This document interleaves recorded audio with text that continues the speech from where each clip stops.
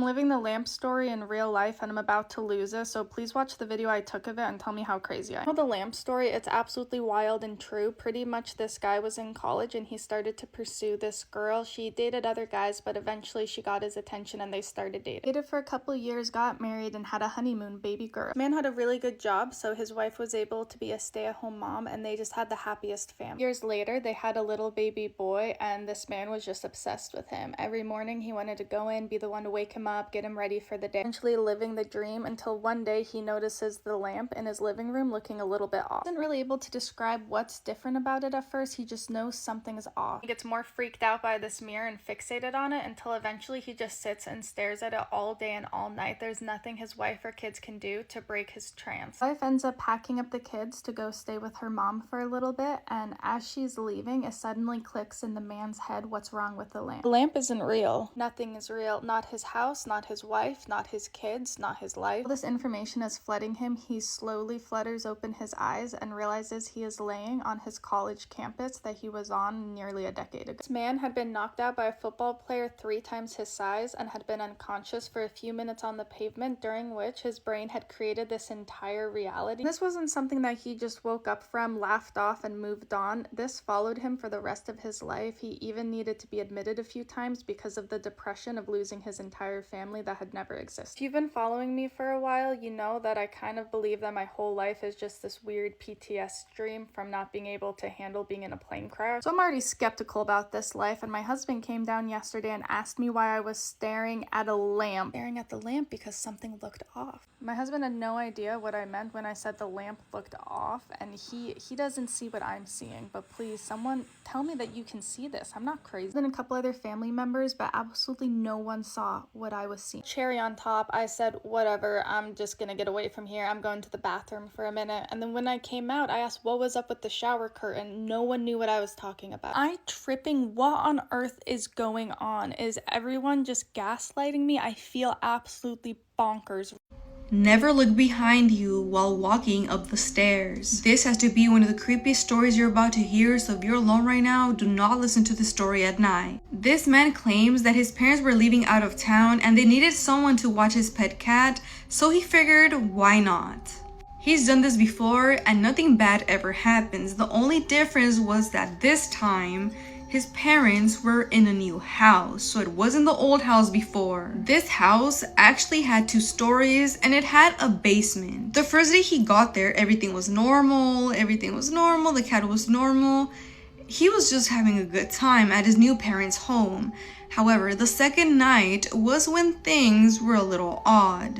So I did forget to mention that the first night, he did claim that he heard some noises downstairs. He went to check it out and there was nothing there. This second night is when things got a little weird. The cat did not want to get out of the couch the entire day. It was like under the couch hiding. He thought that was very weird. He called his parents. His parents said that sometimes this cat does it, but he only does it at this house. So he went on about his night. He was watching TV downstairs. It was getting a little late, so he decided to go upstairs. However, he tried getting the cat from under the couch. It started hissing. It started acting super aggressive. So he just said, whatever, I'ma just leave the cat there. He left one little light, like it was like a night light on for the cat in case it did want to go upstairs.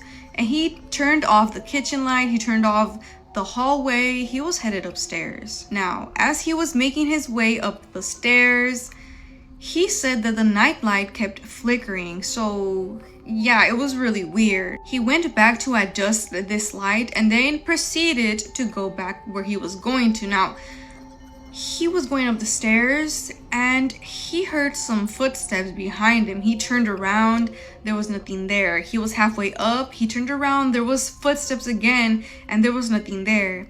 So as he was coming like up, he's almost up at the stairs and he hears something. At this point, the whole house, the whole lights, the remaining lights turn off. When he turned to look back, what he saw is something that I don't know, but I would not be able to live with this.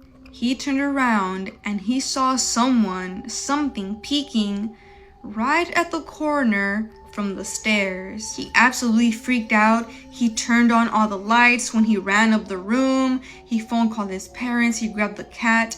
He drove all the way to his house. For the remaining day, he was babysitting his parents' cat at his home. When they went back, they called the police. They did everything, they investigated. There was no sign of forced entry or that anyone entered the house. So whatever he saw peeking from the stairs is something that no one could explain. It could have been his eyes playing a joke on him, but he swore that it was way too clear to be something from his mind. In 1978, I think it was Saturday, September 23rd, a friend and I booked a week's holiday in Somerset in an old farm cottage for the week, fishing. The holiday started off a little strangely. My friend, being an excellent map reader, couldn't find the house we wanted, even though we knew we were on the right road, in the correct area. We had approximate directions from the owners to their home, knowing the house was very close and on the main road. We went to the owner's property a mile or so down the road at the arranged time. We were taken by the lady owner to the house we were staying in and very briefly told us where all the rooms were, and the lady was gone. And I don't mean she vanished, she just left abruptly. Though we didn't think much of it at the time, we did later agree it was a bit odd. The cottage itself was clean, but rather old-fashioned. We had a look around and decided on the twin-bedded room to dump our cases of clothes. Having eaten, we set off for the first fishing session. It was late September, and I guess we returned to the house about 10 p.m. We sat in the lounge eating supper while watching, I think, the news or a movie on TV. Sat on the couch with our backs to the stairs wall. At each end of the couch was a door. The one on my friend's side led to the kitchen, the bathroom, and outside. The door on my side led to the bottom of the stairs, the front door, and then through to the dining room. And a door here led through to the kitchen. So, the door on my friend's side leading to the kitchen, then outside, clicked open by itself and opened fully. I think we both expected someone to come into the room. My friend leant over and pushed the door closed. Then, the bumping started on the stairs. It sounded rather like someone had dropped a ball down the stairs, hitting some steps, missing others in an irregular pattern. At the time, we thought perhaps an animal was in the house somewhere. We'd opened the window in the twin-bedded room. It was a bit stuffy in there before we went off fishing. We decided we'd wait for daylight to go upstairs and investigate. But we got no sleep that first night, sitting up on the couch all night listening. When daylight came, we went off. We went fishing and we returned about midday. On returning, we checked around the house and found nothing out of place. We closed the window we had opened in the bedroom, and then ate and went off fishing again, returning again about 10 p.m. or so. We got supper and lit the fire in the lounge as the nights were getting colder. We placed a suitcase by each of the lounge doors so they couldn't open again without moving a case. The bumping started around 11 p.m. and it sounded the same as the previous night. Memory plays tricks, but I believe it went on for some hours. We hadn't been up the stairs again, and there was no central heating to make the pipes rattle. I slept for an hour while my friend stayed awake. After an hour, my friend woke me and we went into the kitchen together to make some tea. He told me that while I was asleep, he got the impression someone walked through the lounge with a basket of lavender. He said it was a strong, heavy smell, though he saw nothing, and apparently, while I was asleep, he was putting logs on the fire and he felt a pushing from behind. I stayed awake while he got an hour's sleep. Well, that was the plan. But I fell asleep too, and I was rudely awoken by him swearing at me for dozing off. We stayed awake all night after this and went fishing when the sun was up. It was now Monday morning. Returning to the house in daylight, the place was fine. My friend went first into the bathroom to clean up while I made tea and strolled around the garden taking a few pictures. It was a 35mm film in those days, not digital. There were some nice views across the King's Sedgemoor area. I pointed the camera towards the rear of the house. I thought I saw my friend in an upstairs window. Oh dear. I went into the house and called to him up the stairs. He answered from the bathroom, which was adjoined to the kitchen, downstairs. He came out when I called him and he was still dripping wet. He assured me he wouldn't have gone up the stairs for anything. I believe him, and neither would I. Years later, he confided that one afternoon he too had been walking around taking pictures, and he thought he saw someone in the same bedroom window, and it wasn't me. It was my turn for the bathroom anyway while he prepared a meal. We ate and lounged around for a while and then went fishing. As usual, We returned about 10 p.m. As usual, we sat in the lounge eating supper when the bumping started again. It was louder and more persistent, and we were both getting really tired by now and kind of irritable. By 1 a.m., we'd had enough and decided it was time to face whatever was causing this bumping on the stairs. I had my fishing knife on my belt, so I pulled it and grabbed a torch. He got the long, heavy poker from the fireplace. We still thought the noise was natural, not really thinking it was anything paranormal. I opened the door to the stairs and reached around, fumbling for the light switch. The bumping stopped. I led the way and headed up the stairs. It was lit, but only by very dim bulbs. We checked the bedroom we'd intended to use, and it was all okay. We moved on to the little single room, the one I thought I'd seen my friend in the afternoon. Nothing. Closing the door, we moved to the big, old-fashioned main bedroom. While my friend stood on top of the stairs, I edged into the room. Once I'd flicked the dim light on, my friend followed me into the doorway. I looked under the big old bed and then walked around the foot of the bed towards the big old wardrobe. With my torch in one hand and knife in the other, I reached out for the door handles. Flash, bang, darkness, and bump, bump, bump on the stairs. I was around the bed and down the stairs in what seemed like 1 second. I don't recall either of us saying anything. We walked side by side out of that place, across the yard to the car, and drove away. I can't recall now if we even bothered locking the back door.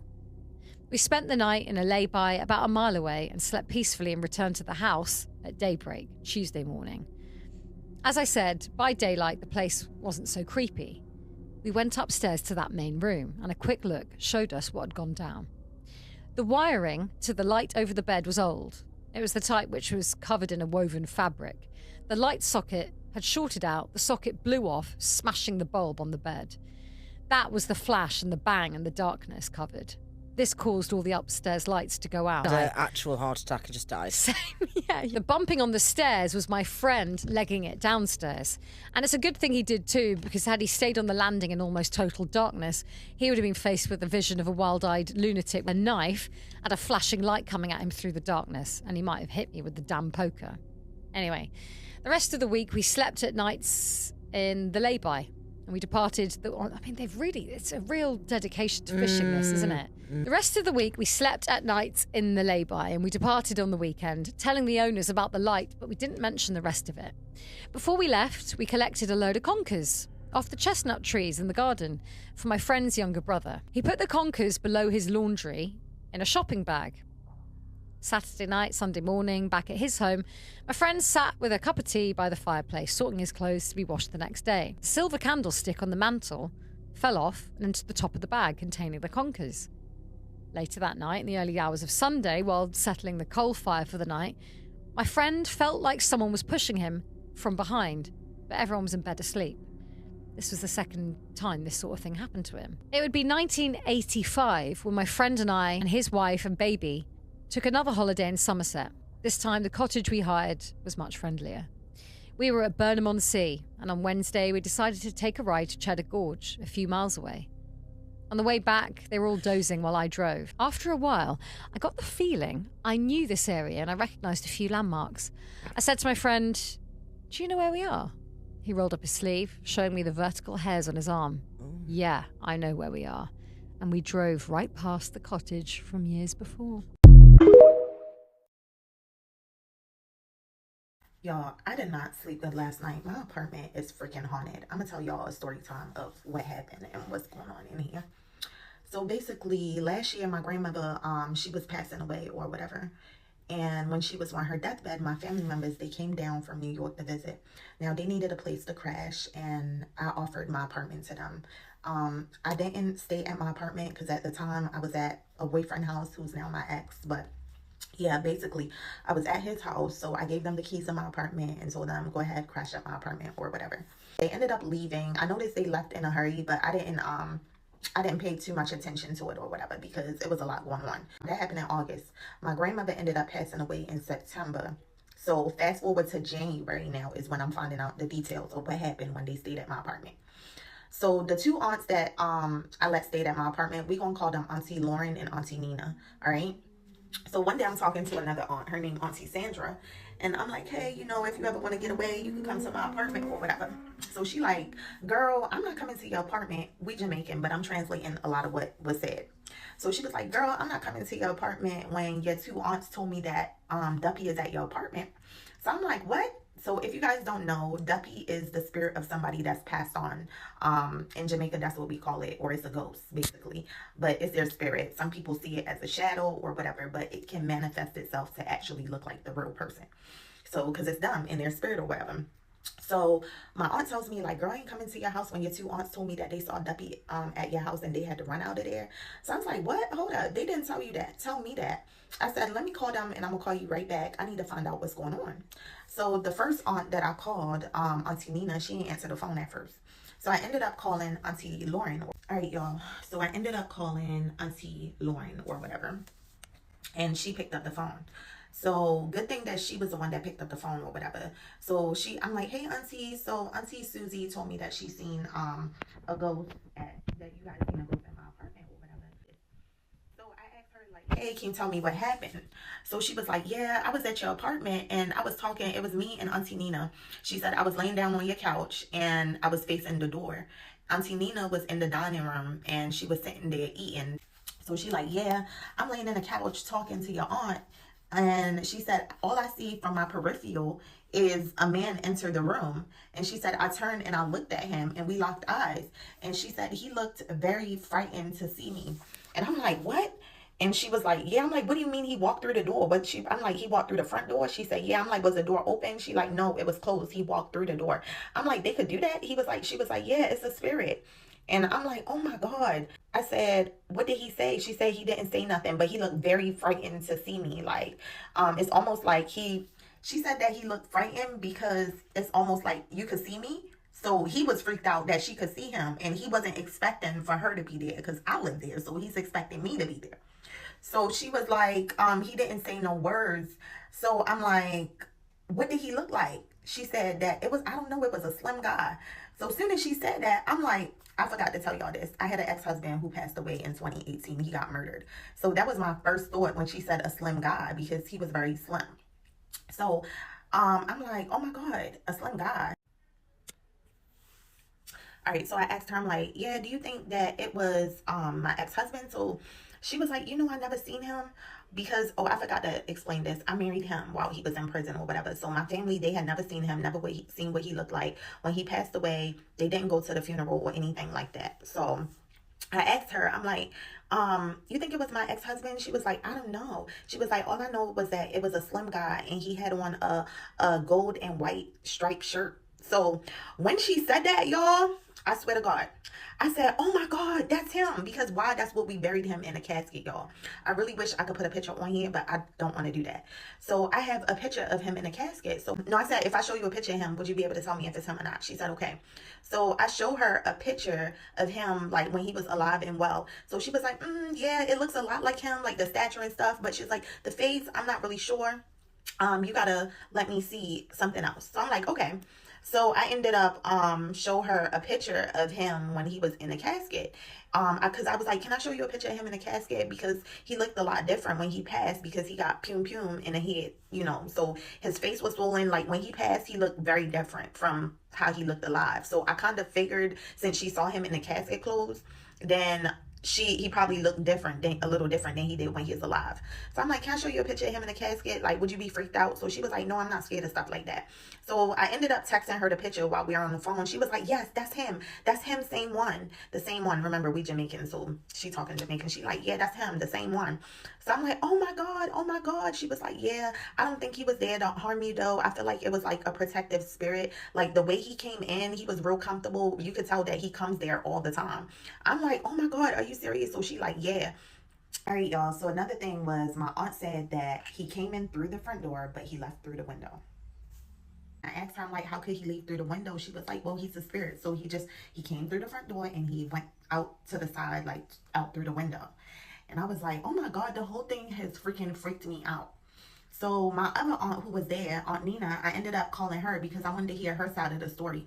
She told me that she couldn't see him, but she was sitting in a dining room, which is, you know, it's an open floor plan. So she's sitting in a dining room, which is right next to the living room, and she can see the door. She can see my aunt from there. She says she sees my aunt talking to him and witnesses it, but she couldn't see him with her physical eyes. But she said she was able to tell me a little bit more, because me and this aunt, we're a little bit, I was closer. So she was telling me, like, yeah, your aunt had rebuked him. Like, she told me, like, basically when he came in, your aunt was like, but Sia, I don't know where you come from, but you have to leave, you have to go, you're not welcome here. In other words, translation, it's like, she's like, how dare you? Like, I don't know where you came from, but you're not welcome here, you have to leave. And then my aunt said she started pleading the blood of Jesus against him. All right, y'all. So I asked my other aunt, I said, since my aunt pleaded the blood of Jesus against him, do you think that he'll be back? So she was like, girl, yes, he'll definitely be back, because he knows that you live here and you were his wife. So he knows you live here and not us. So we told him to leave, but he won't come back because he know we don't live there. And the aunt that saw him with her physical eyes, I have left this out and forgot to tell y'all this. She said, like, the way he walked in like this was his shit. Like, he lived here. Like, he was real comfortable. She said he was probably expecting to see you and the baby. But she did say, I know that he knew we were your family members. And he probably heard the Jamaican accent and everything. He knows my family's Jamaican. But she said she sensed that he knew that they was my family members, because he just left without starting trouble. And if he was a malicious spirit, he would have started trouble. So she said she thinks that he comes by, like, to protect me and to, like, keep my company and stuff and watch over me. That's the sense she says she gets from it, because she said, you know, she had lots of encounters with spirits. She's been seeing them since she was a little kid and everything. And my aunt is completely sane. She's a prayer warrior. And yeah, so I don't know, y'all. I'm terrified. It's been the scariest stuff happening in the house. Not in a way of he's haunting me, but I just feel a presence in here. And I'm, like, scared of that stuff. And then on top of that, on top of feeling the presence, like, it's other things happening, like lights flickering. And my aunt had told me, like, that's one way you'll know if he's around, because they try to get your attention. They'll flicker lights. Like, she told me different things that I would know to know if he's around. She said sometimes you can smell them. She said sometimes you put something in a place and they'll move it when you know you put it in that place and you know it was there, but they moved it because they're trying to get your attention. You know what it reminds me of? Like the movie Ghost. I'm gonna go back and watch that tonight. But yeah, as soon as that had happened, I'm gonna get more into the story. It's a long story. I'm gonna make it a part 2 of the things that he's been doing. All right, y'all. So it's a long story. I'm gonna have to make this into a part 2, or I might even make it into a series, because it's been different scary stuff happening here, and I'm gonna break it down. I didn't even get to last night while I couldn't sleep, but I had to give y'all the backstory. So have anything like this ever happened to any of y'all, and what do I do to get him to leave? Because Jesus Christ will protect me. At this point, I don't need that kind of protection, because it's getting scary. I'm scared. Like, even grown men are scared. Okay.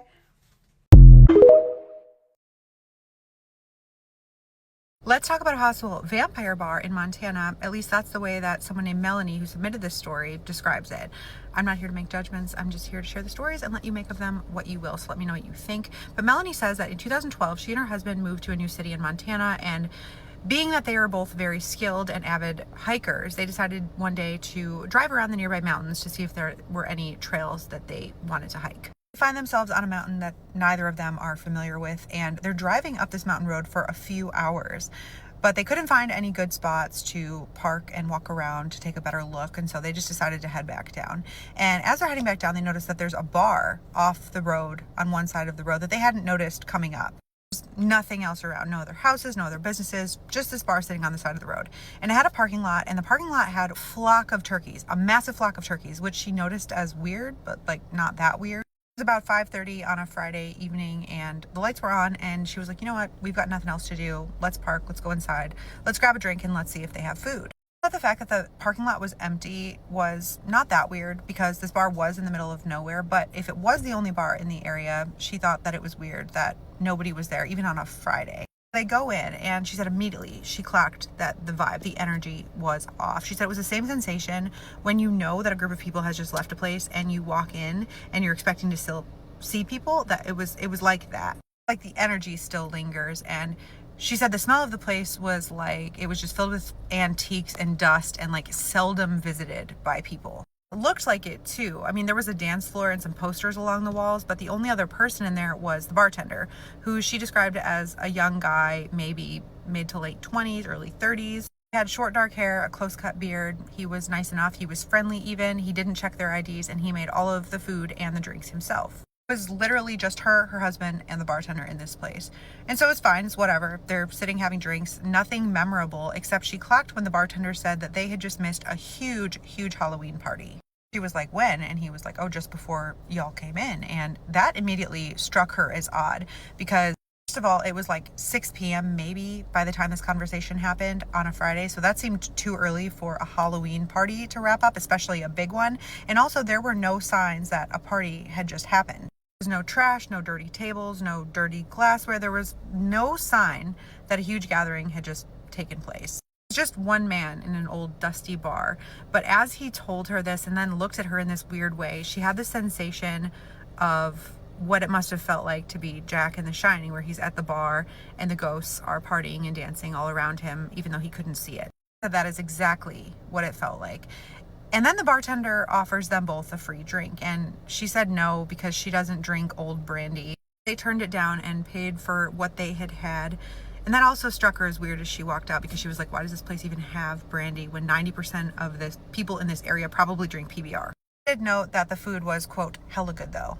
She and her husband left, and she said she really didn't even think about it until the other day, and she was listening to another story about an old bar on this channel, and she had it out loud, and her husband was cooking dinner, and he looked at her and he was like, oh my God, do you remember that bar in the mountains? He told her that he always thought of it as weird, and that he was like 99% sure that that bar hadn't been there on their way up the mountain. He had never talked about it, but she said the road going up the mountain was like a small dirt road, and there was probably no way they could have missed it. She said the road was only one way up and one way down, and they also didn't see any other cars or anyone coming up the road to indicate that they had been attending a huge party. Her husband told her that he has always joked to himself that they crossed through a portal that night, and that he always thought of the turkeys as something that was there to shepherd them across. Verbalizing this validated to her what she had always felt about the experience too. Kind of gave her confirmation that she's not the only one who still thinks about the strange mountain bar, the turkeys, and the vampire party. Her name is Melanie. Depending on where you're watching, she will be tagged. So if you have any questions for her, feel free to leave those below and she'll see them. If you have a strange or unsettling experience that you want community feedback on, or you just want shared, please send it in. We would love to hear it. Here we are in the roaring hills of Pendle, the scene of the witch trials in 1612. A place steeped in folklore. With that in mind, I know a ghost story that many of you will not have heard before, that comes from a lady walking through these hills in the dead of winter. She was with a couple of friends and tells me how, as they were walking up the hill, the weather set in gradually worse, to the point where the fog had steeped through the hills and they could barely see their hands in front of their faces. Panicking, not knowing which way to head next to get back down the hill to safety, a lady appeared out of the fog, an older woman in a shawl.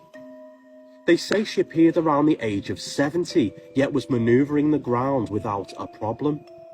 She got conversing with the women, and they asked how did they get back down the hill. She told them the path the right way, but they could just about make out her voice. It sounded as though it was in Old English, not a modern language. You could only catch the odd word. But alas, they followed her advice, began to talk to each other before greeting her goodbye, but she had completely vanished. Now, upon reaching down the bottom of the hill, they sat in the pub trying desperately to warm up, and got talking to the landlady about this helpful woman that had vanished on Pendle Hill. She told them it's the spirit of a local ghost, an old woman that is supposed to help people lost on the hill in bad weather. So, could she have been a former witch? Not all witches are bad, that's just the reputation the governments and churches would have had us believe at the time. Perhaps if you're exploring the hills of Pendle this winter, you'll encounter the helpful ghost of the witch.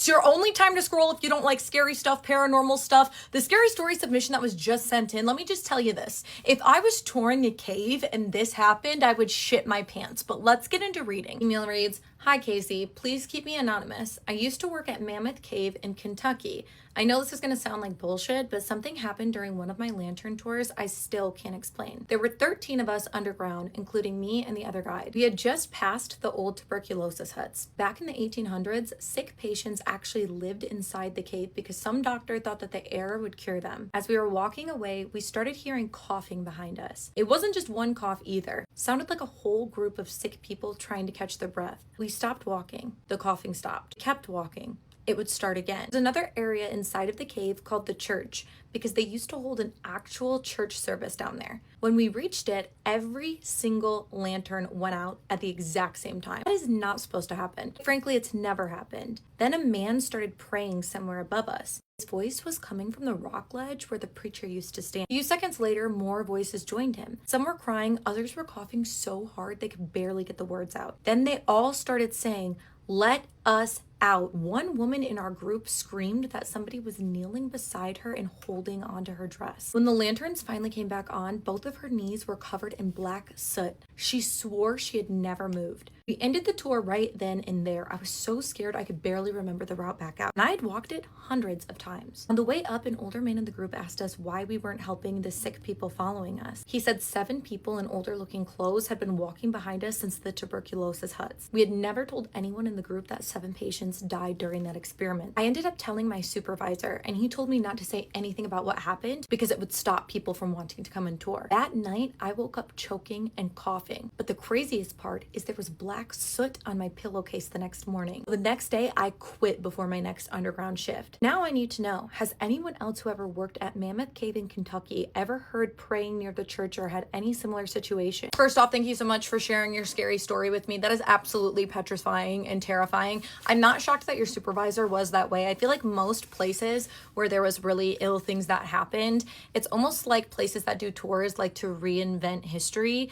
There's a lot of places like that in Michigan, different asylums where it's almost like they paint a prettier picture and capitalize off of the things people went through, which I really don't like, but I don't blame you for quitting. If you watching are familiar with that area or I've heard anything similar, let me know in the comments. And if you want to hear more scary story submissions, make sure to go ahead and give me a follow. If you want to submit your story for a chance to be read on my page, send it to the email above. As always, thank you for watching. Love you. Bye.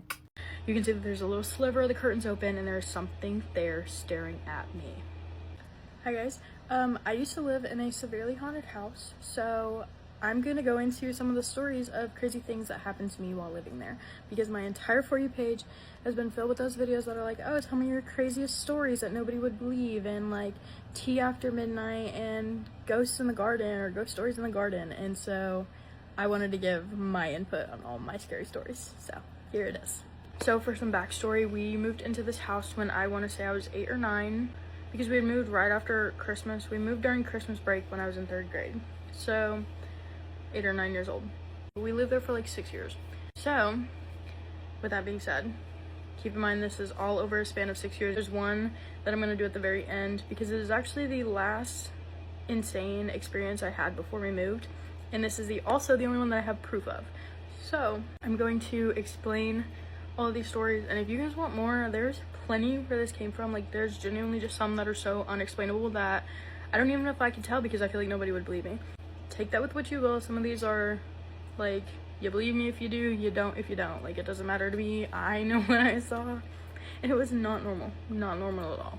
My first ever experience was right after we'd moved into this house. We were sleeping on a futon in me and my sister's room, and there was 2 windows in our bedroom, one that looked to our neighbor's house and one that looked to our backyard.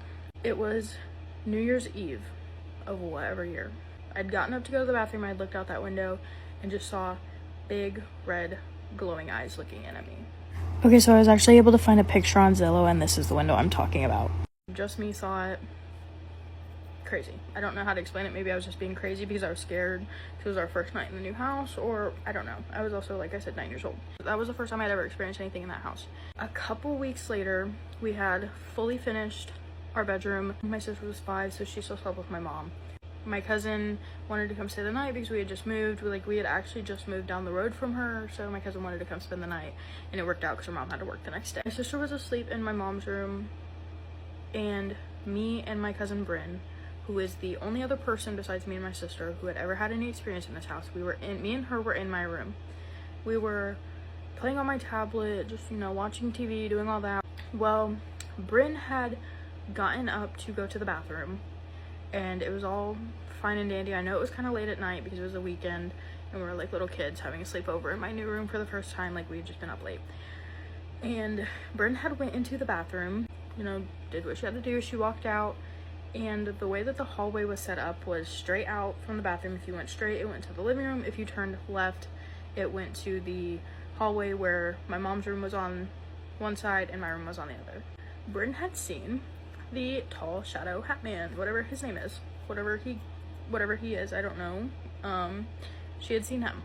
Like, I didn't really believe her at first because my only prior experience to this was the red eyes in the window, and I was just like talking it up to me being scared like first night. And we just kind of went on about our day. Bryn went home the next day. Everything was all good. That was really the only thing that happened for the first couple of months. And then I want to say a couple months later, we had moved in December. This was during the summer because we were out of school. My sister's always had sleep problems. Like, she's always been the type of person to stay up all night and then sleep all day. Like, she's been doing that since she was like 4 years old. So she was in my mom's room just doing whatever a 6-year-old does at 3 in the morning. And she saw him outside the window. So that's all I really know from that. We kind of talked about it a couple days later because I was like, okay, I just saw the same thing in the living room. Like, what is going on here? Bryn had just saw him a few months prior in the hallway. So it's like, I don't know. After that, I had no more sightings of the Hat Man. Kylie had no more sightings of the Hat Man. The big things that I'm talking about in this video were not back to back. Like, they were sometimes months. Even the last one was almost 2 years after I'd had anything really go crazy. The next thing that happened, we were in the living room playing.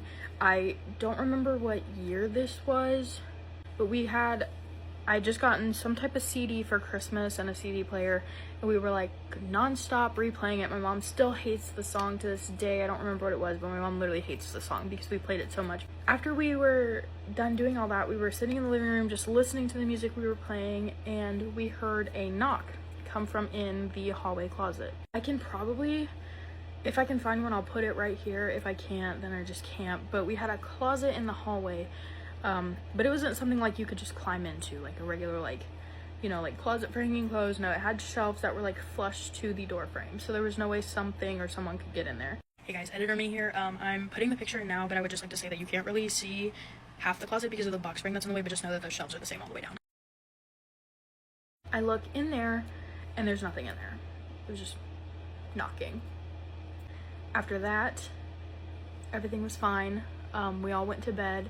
We all just were too scared to leave the room, so we stayed in my room till the day was over, or the night was over. After that, though, nothing really freaky popped off until this next part that I'm fixing to tell you. So I had moved into the sunroom. Hey guys, editor me. I'm just throwing this clip in here because I don't think I ever really fully went into detail about the sunroom. So basically, it wasn't there when the house was originally built. So there was a window in the wall between my room or the sunroom that looked into the kitchen, and then vice versa. So after this clip, I'm gonna add some pictures to kind of give you an idea of what it looked like, and then there's gonna be a window in the background that I want you guys to pay attention to because the last story pertains to that window. Everybody says that something that happened didn't actually happen, but when you look at the window, you can tell that everybody's explanation for it isn't accurate. Okay, so in this clip, one of the girls is my sister, and then the other one with her face covered is my uncle's ex-girlfriend's daughter, so I'm covering her face for privacy. But here you can see the window that's in between the two rooms that still has the glass in it. In the next clip, I'll show you what it looks like. And then in this clip, I want you to look at that window behind the TV. So a few months later, and it was just like a random day. I had gotten some money from my grandparents for helping out doing something there, so I wanted to go buy some Legos, and I'd been building it all night. It was like 12 o'clock at night, and the glass like light cover from the ceiling fan just falls and shatters out of nowhere. Like, had not been messed with. Ceiling fan wasn't even on for it to like shake off. A couple days later, I was in there and I was working on the Legos again. I had a cup sitting on the ledge of the window, and it went flying. I'm not even talking about just a little, you know, wind gust knocked it over. No, it went flying across the room landed in the middle of the floor. It was a plastic cup, thank God, because I could not do any more glass. I don't know. I'm like 11 at this time and everything is like terrifying me. That's all for that. The only thing that I have proof of, I'm going to tell you now. The most anticipated by me thing to tell, because it's the only thing I have proof of anything ever happening in this house. So I was living in the sunroom, and this specific night I can still very vividly feel what I felt. I was sitting in my bed. It was 11:11 at night, and you know, it's 2019, like everybody's doing their 11:11, posting it on their story. So I, naturally being 13 at this time, 2019, I did it too. I take the picture, it's whatever. I have this like eerie feeling that something is just not right and like I'm being watched. And lo and behold, 3 years after I take this picture, 2 years after we've been moved out, I notice something in the back. And I will put that picture here. I will put 2 versions of it in here actually. There's a little sliver of the curtains open and there's something there staring at me. And then outside of that picture, I zoomed in, screenshotted it, and I will put that picture right here. You can very vividly see an eyeball. Looks to be maybe green. It's not a cat before anybody says it's a cat. It is not a freaking cat. Hey guys, me again. The reason why I would love to make it very, very clear that that is not a cat is because that is the excuse everybody has given me when I've shown them that photo. That is also why I told you to keep in mind that picture of the window behind the TV, because you can very clearly see how tall that window is and how high up that eyeball is compared to the TV. There is no cat that is 6 foot tall to be able to see in like that. Like, if I can find a picture of my backyard, like where it vividly shows that, like how high that window is, I will put it in here right now, because no. Okay, again, stalking Zillow, and I was able to find this, and it is so obvious that something to be able to be seen like that had to have been at least 6 foot tall. I don't know what it was. I don't know anything. I didn't even, like I said, I didn't even notice it till almost 3 years after we had moved out. I don't know what possessed me to look that deeply into that picture to find that, but I don't know. I will look and see if I can find any other pictures of anything crazy. I don't think I really have anything. I will look into it though. If you guys want a part 2 of other crazy things that have happened in this house, let me know. So that is a few of the scary stories that have happened in my old house that I no longer live in, thank God. If you guys want a part 2 of other things, because there are plenty of things I can talk about because there's so much that happened in this house, let me know. If you watched this all the way through, you're a real one, and I hope you enjoyed this because now I'm scared to sleep. Have you ever seen a duende? Unfortunately, yes. Thankfully, only once. I hope. Please. This story is coming from Dante Moran Paranormal, and it is titled Tienes duendes en tu casa, if you want to listen to it in Spanish. So this guy says that he moved to a new house with his family in Mérida, Yucatan. The house that they moved into was one of the first houses that was built there, so it was surrounded by forest. Within 2 to 3 days of moving into that house is when weird things started happening. He would hear somebody walking in the middle of the night, and it almost sounded like they were walking barefoot throughout the house. Sometimes they would wake up and they would find like the pots and pans that they had left on the stove open, like if somebody had been eating out of there. Even random things throughout their kitchen just like moved, like somebody was like eating or just around their house. He honestly thought that it was his wife, but she would be like, no, it wasn't me, I thought it was you. It went as far as them waking up in the morning and finding empty candy wrappers like where they had their fruit at. Even some of the apples had like bite marks into them. One night he was going to the kitchen because he woke up and wanted a glass of water, and he swears that he saw like a little figure just run across the kitchen. He said that it ran so fast that he was lucky that he even saw it there. Lucky? I don't want to see nothing there. When the thing was running, it was almost running into a corner, like he was about to be stuck somewhere, but he saw when it ran through the wall. That same night, he was hanging out with a friend who was born and raised in Yucatan, and that his friend explained to him that in the area that he's living in, a lot of people claim that there were a lot of of duendes living in that forest. So there was a night where he woke up because he was hearing like if somebody was in the bedroom. And when he opened his eyes, he said that there was two tiny men at the foot of his bed and that they were looking directly at him. He said that he looked at them this time and looked at all the details, and it looked like little old men with really big eyes. The 2 to 3 seconds where like he's staring at them, they're staring at him, they jump off the bed, go into his closet, and just like he lost sight of them. The following day, he decided that he was going to listen to the advice that his friend had given him. He left out tobacco, he left some candy out, and he went about his way. Ever since he decided to start doing this, he stopped seeing them altogether. It is only when he accidentally forgets to leave out candies or tobacco where he starts to hear them again. He then leaves things out for them again, and things get really calm. He explains that he has learned to live with them, but that image, the first time that he saw that duende just go through the wall, is embedded into his brain, and he will never forget because it literally gives him goosebumps just thinking about it. But what do you guys think? Would you live with a duende? Would you leave these things out so that they can leave you alone? Or would you move out? Because that's what I would want to do. There's supposedly a valley in Alaska that some bush pilots absolutely refuse to fly over after sunset because they claim that something on the ground will start running underneath their airplane. And according to this one pilot, the first time that you see it, it isn't chasing you. It's actually studying how fast that you can actually fly. Now, before we get into this, Alaska is probably one of those very few places in America where a story like this, A, isn't really that surprising, and B, it genuinely bothers people. There are enormous stretches of wilderness where there's virtually nothing underneath you. There's no roads, no houses, no streetlights, and sometimes not another person for dozens or even hundreds of miles. And bush pilots fly into places that most of us will never see. But according to a story that was sent to me, there is one particular valley that older pilots supposedly warn newcomers about. They don't tell them like, oh, don't fly through it. They don't. Nope. Their warning is a little bit more specific, and they just pretty much say, don't be in that valley when the sun goes down, and that's it. Because apparently there is something down there that knows when an airplane enters it. Now, the pilot who told me this story, I'm gonna call him Daniel for the sake of the story.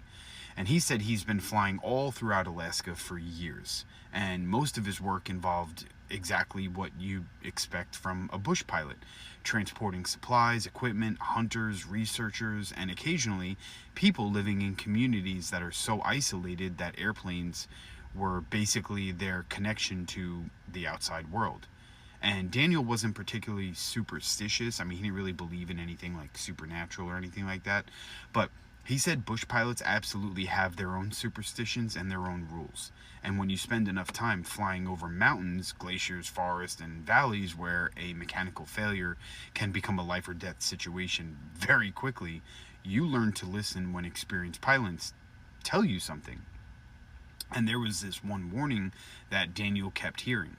There was a narrow valley on one of his occasional routes that could shave considerable time off certain flights, and during daylight, pilots used it regularly. But once evening approached, some of the older guys would actually alter their route to avoid it entirely. Daniel assumed it was because of visibility. You know, mountain flying after dark can obviously become incredibly dangerous, and valleys can create unpredictable winds. But when Daniel finally asked an older pilot about it, the man supposedly looked at him very plainly and he just said, "It isn't the mountains," and that's it. Daniel, of course, laughed, thinking he was trying to scare him, but the other pilot didn't do anything. And then he told him something that Daniel initially thought was just an old Alaska story, you know, told to younger pilots. And he said over the years, several pilots had reported seeing something moving through the valley beneath their airplanes.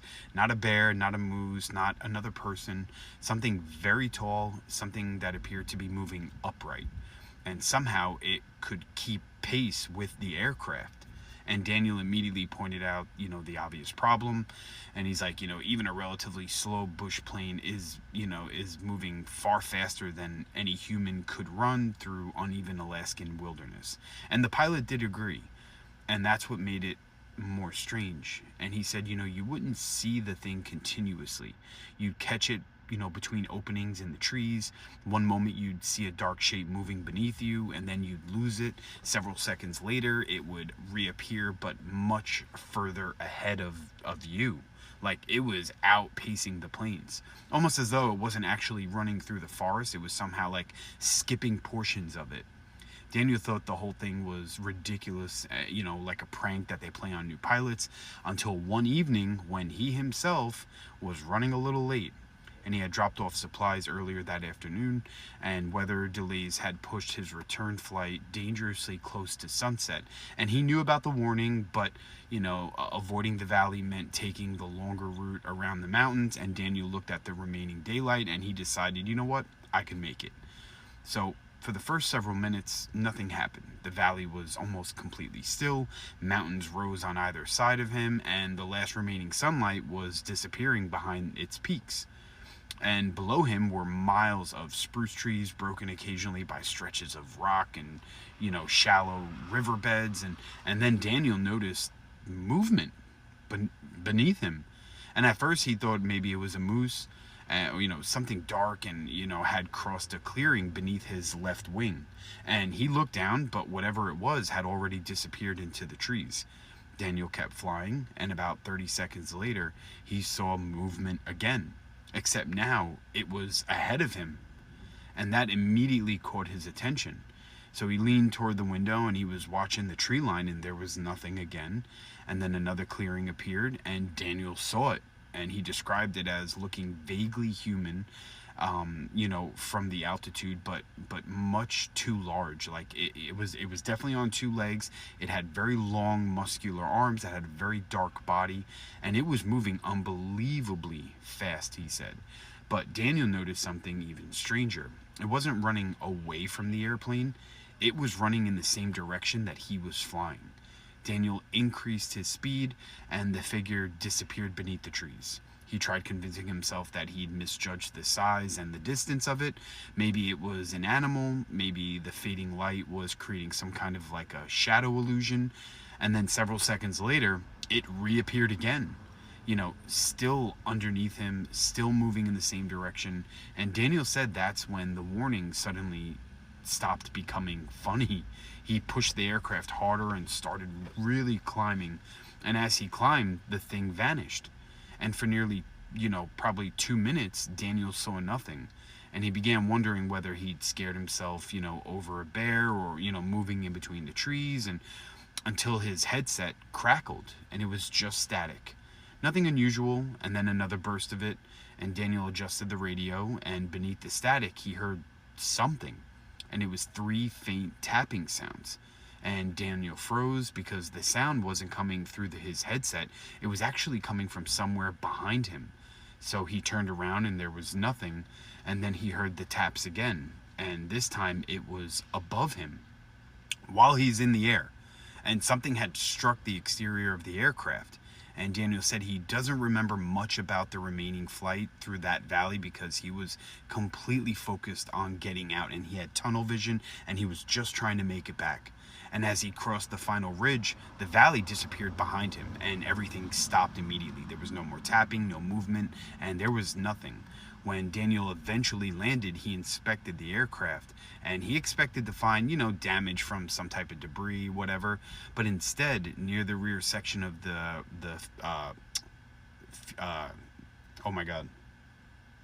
fuselage, he saw 3 scratches, and they were these parallel marks. And the following morning, Daniel found the older pilot who had warned him, and he told him everything. He told him about the figure, the running, the tapping, the scratches, and according to Daniel, the man didn't look surprised at all. Supposedly, pilots sometimes see it standing on the mountainside, and Daniel said he never flew through that valley after sunset ever again.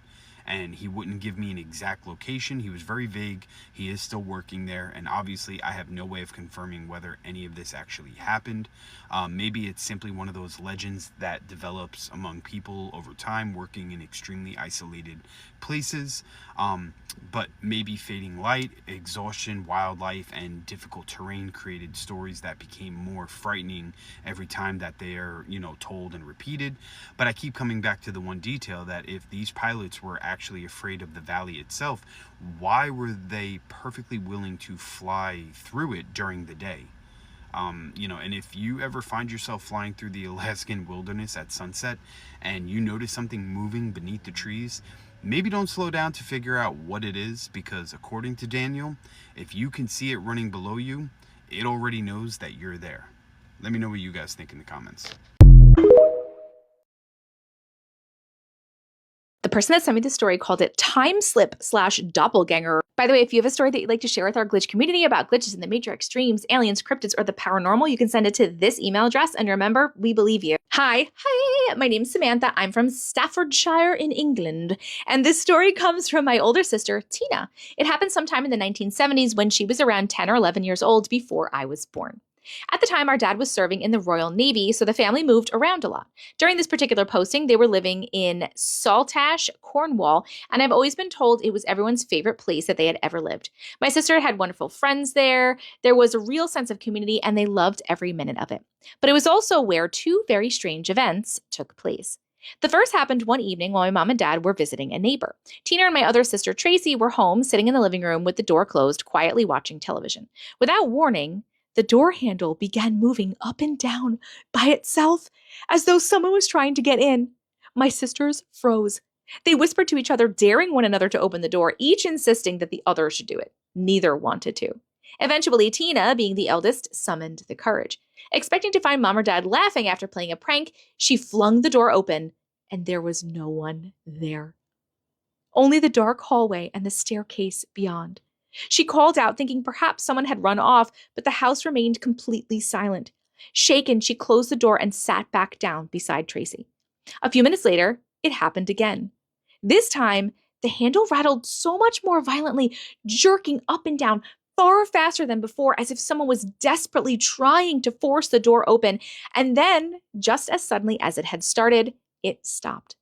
Not long afterwards, they heard a key turn the front door. Our parents had returned. Oh my God, I was so scared for a minute. I was like, oh my God, this thing has a key. Okay, it's okay. It's the parents, everyone. It's okay. Relieved but puzzled, Tina immediately asked if they'd sneaked back earlier to scare them by shaking the door handle. Our parents looked at each other in confusion. What are you talking about? They asked. When Tina explained what had happened, they simply dismissed it as two frightened girls with overactive imaginations. Of course they did, parents, even though they might have been scared and that's why they were doing that, but The second unexplained and even more strange event happened some time later. Tina's best friend Valerie had been away on holiday with her family. In those days, there was no mobile phone, so Tina simply waited until the day Valerie had said she would be home before walking up the road to her house to surprise her. As she approached the house, she looked through the living room window and immediately smiled. Valerie was there. So were her mom, her dad, and her brother. They were all sitting there together, chatting happily. Tina walked to the front door and rang the bell. She waited. Nothing. She rang it again. Still no answer. Thinking they hadn't heard, she walked back to the window. The family was still sitting there, carrying on their conversation as though she didn't exist. This time, she tapped firmly on the glass. She watched as Valerie's mom stood up from the sofa and walked into the hallway. Perfect, Tina thought. She's coming to answer the door. She hurried back to the front door and waited. Nothing. Confused, she returned to the window. Valerie's mom was sitting back on the sofa exactly where she had been before, chatting with the rest of the family. Frustrated and hurt, Tina banged on the door one last time before giving up and walking home, convinced her best friend had deliberately ignored her. 2 days later, while Tina was outside playing with her friends, Valerie came skipping over, delighted to see her. "Tina, what's wrong?" she asked after Tina turned away. "You know exactly what's wrong." Valerie looked genuinely confused. "No, I don't." "Yes, you do. I came to your house 2 days ago and I knocked on the door, I rang the bell, and you all just ignored me. You, your mom, your dad, all of you." "Tina, we didn't get back until late last night." "Don't lie. I saw you." I'm not lying, Valerie insisted. I promise. We got back really late last night. Nobody was home 2 days ago. But I saw all of you sitting in the living room talking. That's impossible. Come with me. Valerie grabbed Tina by the arm and led her straight back to her house. She knocked and her mom answered with a warm smile. Oh, hello, Tina. Still upset, Tina said nothing. Mom, Valerie said, tell Tina when we got home. Her mom looked puzzled. You know when we got back, Val. Just tell her. We got home about midnight last night. Why? Valerie turned back to Tina. See, I told you I wasn't lying. But I saw all of you 2 days ago. Her mom shook her head. You couldn't have, Tina. We weren't even here. Embarrassed, Tina didn't know what to say. She knew exactly what she had seen. She had watched the whole family sitting together in that living room, yet they hadn't even been in the country. For years, Tina tried to make sense of what had happened. At one point, she wondered whether she'd somehow seen doppelgangers, ghostly doubles of living people. I've heard her tell this story countless times over the years, and I've never once heard her change a single detail. Personally, I wonder if what she experienced was something else entirely. Could it have been a time slip? This is what I was thinking. We'll talk about it after. Perhaps for a brief moment, she was looking into another point in time, seeing Valerie and her family during an ordinary event from the past. They never acknowledged her because from their perspective, she simply wasn't there. Whatever the explanation, is one of the strangest stories I've ever heard from someone I know and trust. So what do you think Tina really saw? The end! Oh, this was a really good one. Okay, yes. That's exactly where I was going. I don't think it was doppelgangers. I feel like normally when you see a doppelganger, it's like one doppelganger, one person. I feel like it was a time slip thing. I think she was seeing either a past moment in time, a future moment in time. Maybe she was seeing into another timeline or dimension because, they're all on top of each other happening simultaneously. Maybe she saw through to another one and in that other timeline, they were there, but they didn't see her.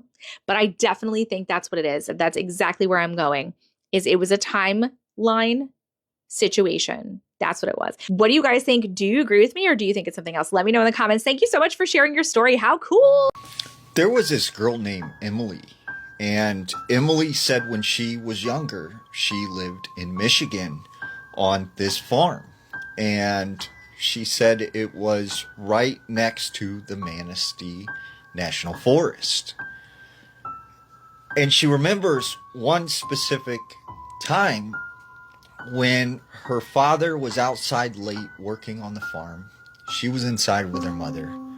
And she said all of a sudden her father come running in the house and he was panicked and he was scared.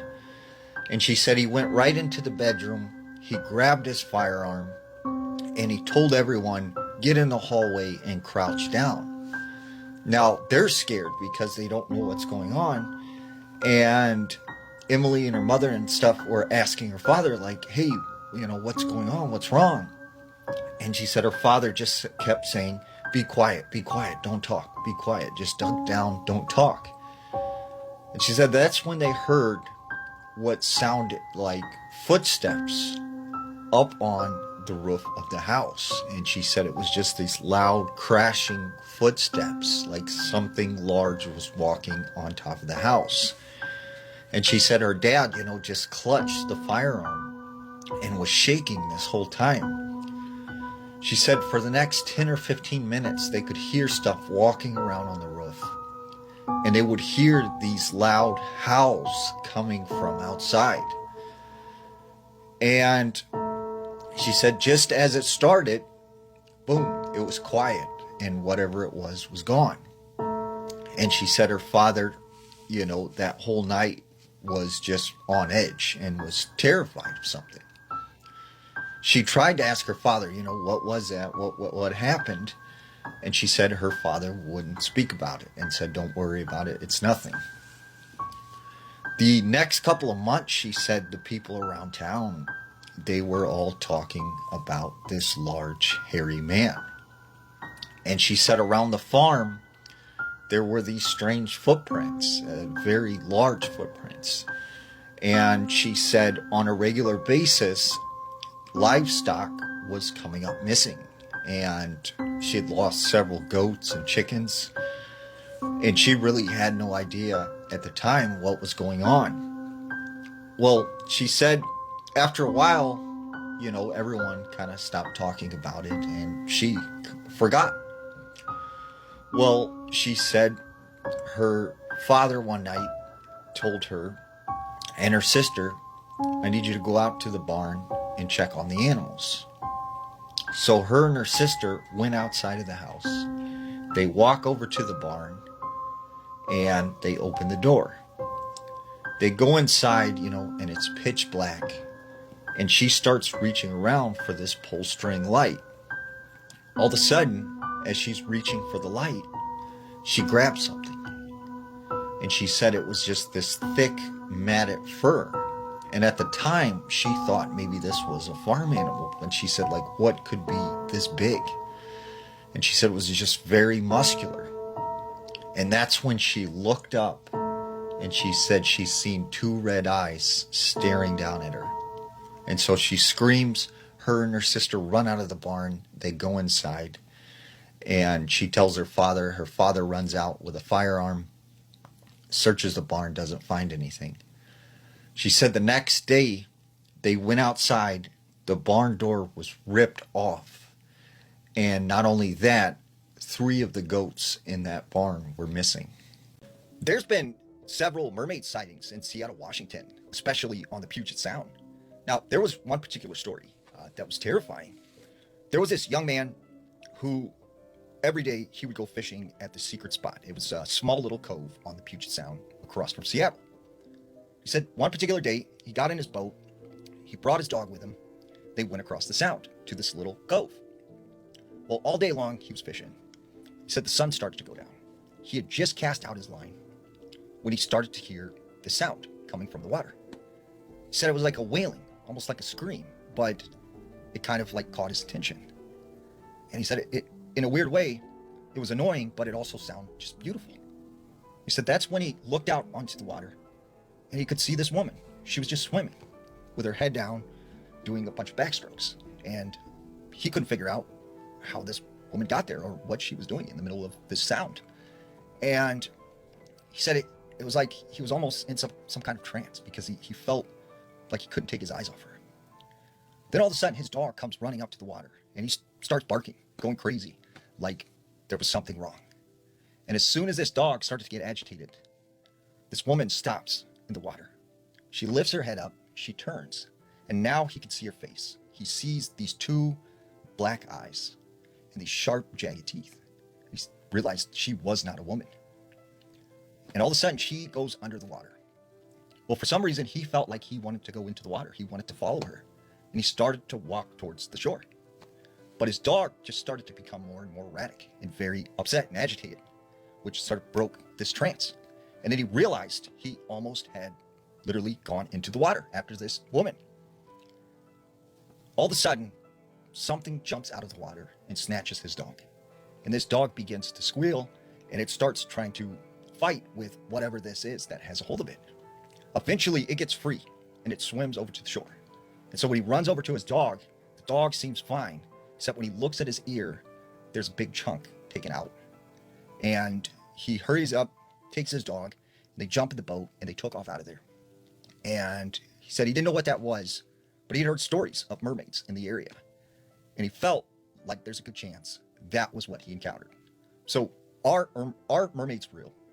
And are they in Seattle? 3 lighthouse keepers vanished into thin air, leaving their unfinished meals behind in what is now one of the most eerie, unsolved mysteries to date. In December of 1900, a supply ship arrived at the Flannel Isles, which are a tiny, isolated group of islands off the coast of Scotland. And immediately upon arrival, something felt off. No one was waiting for them on the dock, the flag on the lighthouse hadn't been raised, and despite the ship's horn repeatedly sounding off, there was still no response. So the relief keeper climbed the steep path toward the lighthouse, expecting to find the 3 lightkeepers inside, but the lighthouse was completely empty. The 3 men that were supposed to be inside had disappeared. Now, it was clear from the interior of the lighthouse that their beds had been slept in, the men had recently cooked a meal in the kitchen, but their food was left half-eaten. One of the chairs was even knocked over onto the floor as if someone had stood up in a hurry, and the clocks inside the abandoned station had all mysteriously stopped. A search of the island would get them no closer to what happened either. Every inch of the cliffs was searched, but investigators still couldn't find any explanation. There were no bodies, no signs of a struggle, and no footprints leading away. The leading theory is that the men had possibly all been swept into the ocean by a massive wave while securing equipment. But these men were experienced at their jobs, and this would have been violating the strict safety rules that required at least one keeper to remain inside of the lighthouse at all times. It's been more than 125 years, and no one knows exactly what happened on that island. Another paranormal spooky story submission that was sent via email. You already know the drill. If you want a good night's sleep, if you don't like scary things, go ahead and scroll. For the rest of you, let's get into reading. The email reads, "Hi Casey, I would love to tell you who I am because I know most people submit anonymously. However, I can't.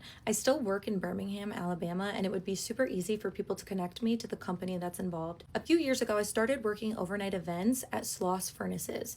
One night, after everyone had left, I heard a soft whistle. Sloss hasn't produced iron since the 1970s, so obviously the whistle should not have been blowing.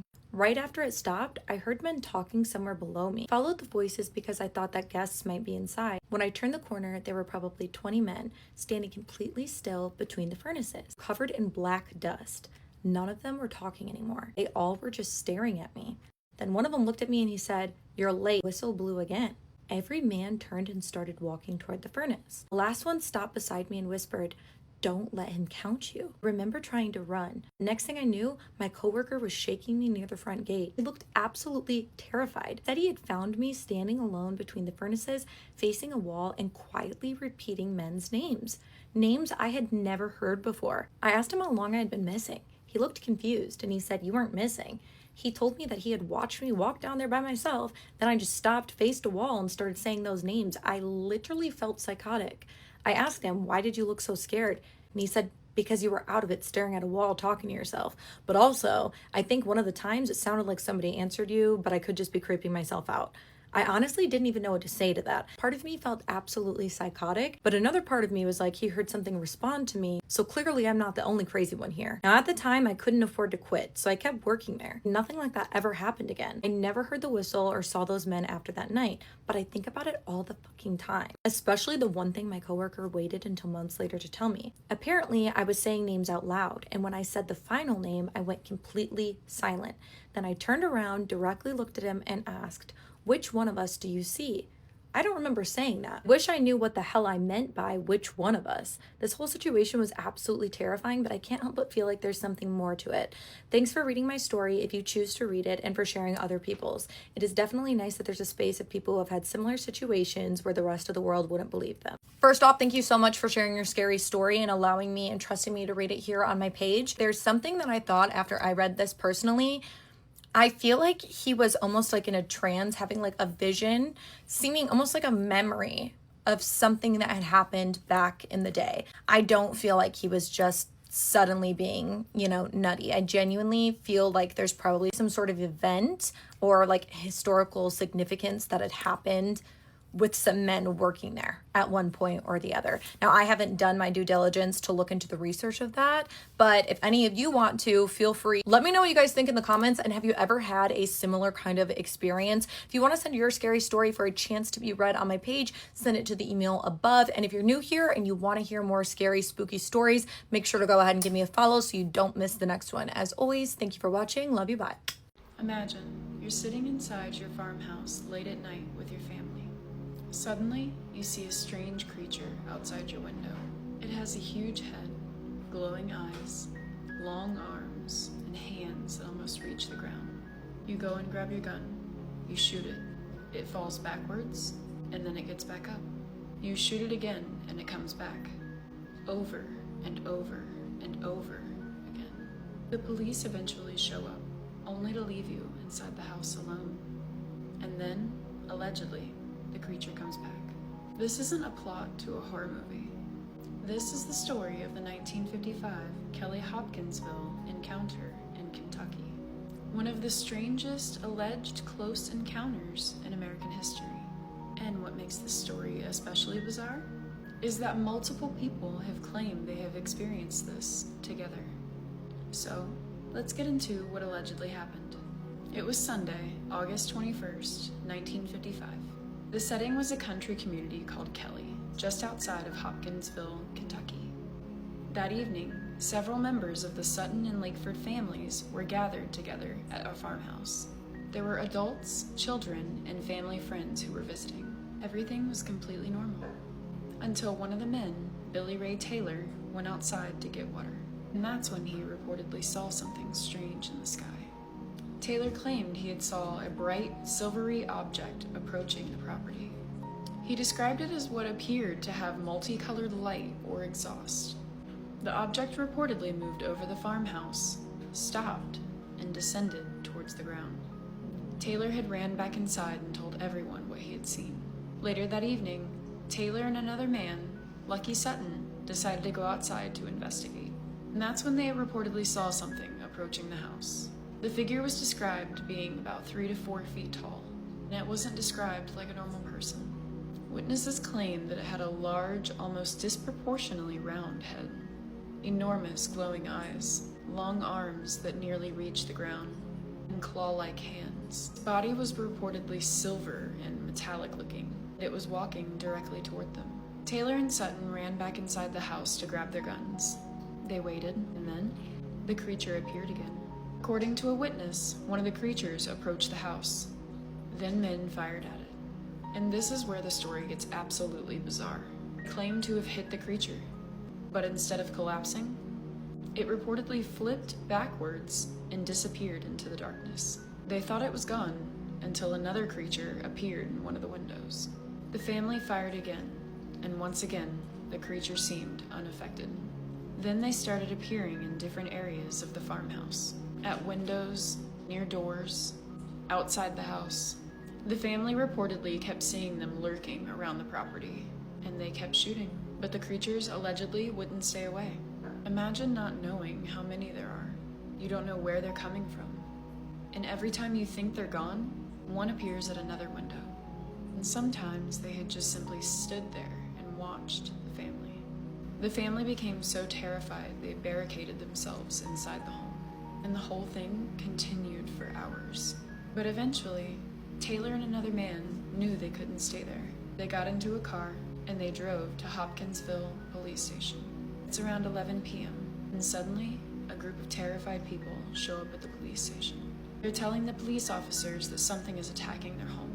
Not one, not two, a group of people, including adults and children. They want the police to come back with them. Now, obviously, the police had no idea what to believe, but there was a problem. These people were armed. They had been firing guns around their house, so officers decided to investigate. Police officers, deputies, Kentucky State Police, and military police from nearby Fort Campbell became involved in the response. They went out to the farmhouse and searched the property. What did they find? No creatures, no bodies, no spacecraft, no obvious evidence that aliens had been there. But they did find evidence that guns had been fired inside the home, including damage to windows and screens. Officers searched the area and eventually they left. After the police had left, the family had gone back inside. And according to their accounts, the creatures returned. The family claimed to have seen strange figures around the house and until the early morning. By the time daylight came, the family was reportedly exhausted and terrified. News spread. Their story didn't stay private long, and supposedly people in the area wanted to see the farmhouse that had the alleged creatures show up. Hundreds of curious people traveled to Kelly to see the farmhouse. The story became national news, and the creatures quickly became known as the Kelly Hopkinsville Goblins. And this is where things get interesting, because there's no verified proof of anything extraterrestrial happening in Kentucky that night. No alien body recovered, no spacecraft was found, no physical evidence has established that the creatures existed. Skeptics have suggested several explanations. One possibility? Owls.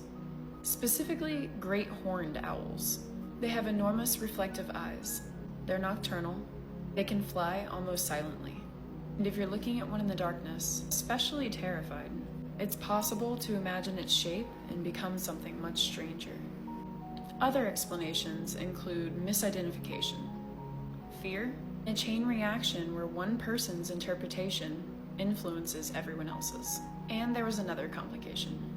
The family later attracted attention and reportedly started charging people to come and see the property. That led some skeptics to question their motive. But here's why the Kelly Hopkinsville encounter is still talked about more than 70 years later. It wasn't simply one person saying, "Hey, I saw a weird light." There were multiple witnesses who claimed the same strange things happening. They reported the similar creatures. They reported creatures approaching the farmhouse repeatedly. They reported firing at them. And they were frightened enough to leave their home in the middle of the night to go to the police. The police really did come, search the property, and find nothing. So, was the Kelly family really attacked by aliens? Or maybe something happened that night that we just don't have a satisfying explanation for.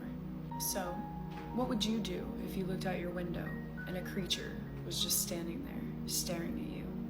I just want to say thank you so much for all of my new followers here. There are so many new people here, and I just want to say hello. Thank you so much for following. I do have so much more in store for us. As you can see, there is a new setting. I moved, so that's why it's taken me just a little bit longer to get some videos out. But please stick around, follow for more. I hope you like the strange and unusual. You're probably familiar with the term 6-7 because it has become this popular trend amongst the younger generation. But a lot of people don't realize that 6-7 has been often associated with paranormal encounters. Now, there was a woman named Molly. Molly said that her son picked up the trend of saying 6-7, and he would say 6-7 after everything. And eventually it got to the point where she was annoyed. So she tells her son, "You can say it at school, you can say it around your friends, but I do not want to hear you say it around me." So she goes home one day and she is sitting in the living room. She started to hear her son saying 6-7, 6-7, 6-7. So she got up, she walked into her son's room, and she said, "What's going on? Like, I told you not to say that number anymore. Like, it's annoying. Please stop." And her son's like, "I don't know what you're talking about. Like, I did not say that."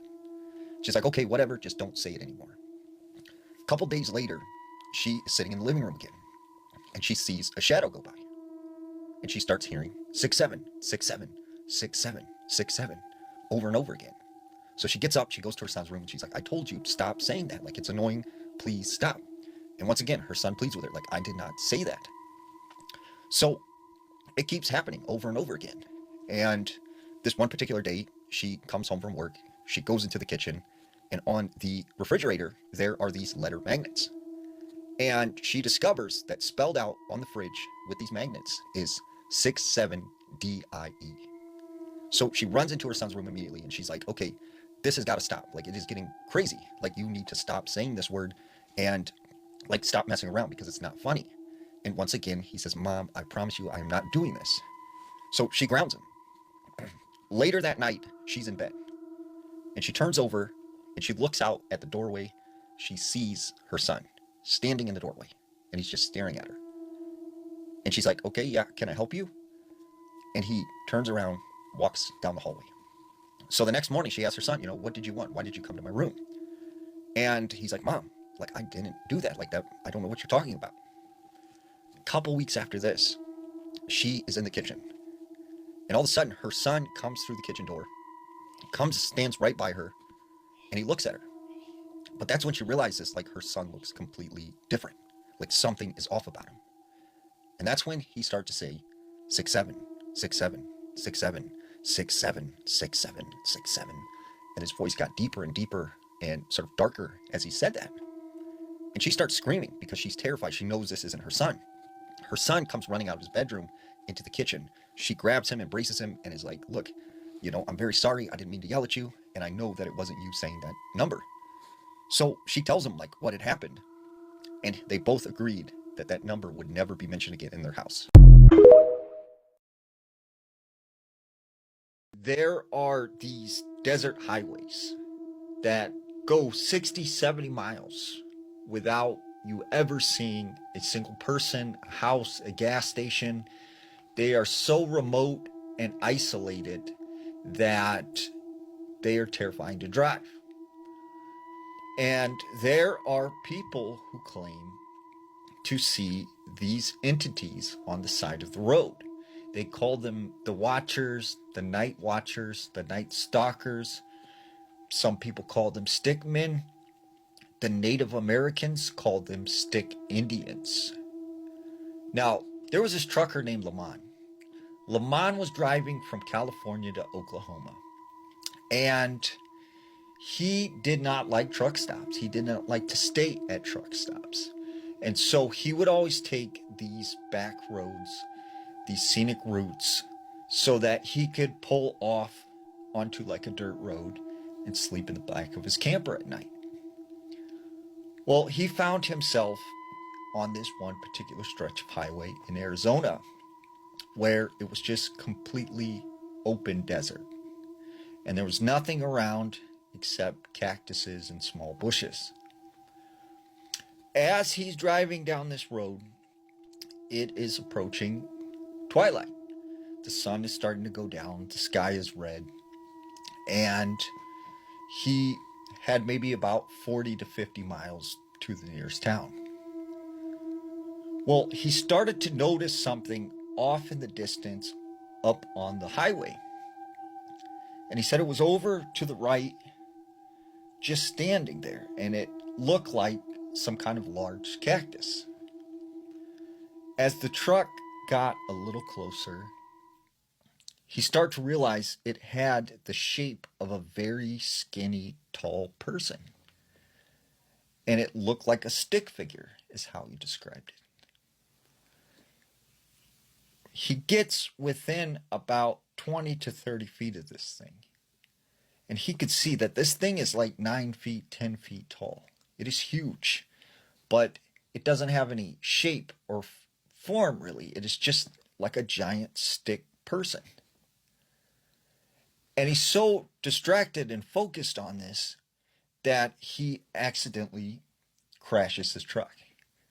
And the back of the truck fishtails off the road, and he finds himself turned around in the middle of this desert road. So he manages to back the truck and get it straightened out, and he pulls off to the side of the road. At this point in time, he notices whatever this figure or thing was, it was gone. He figures, I better inspect the truck and make sure that I didn't do any damage.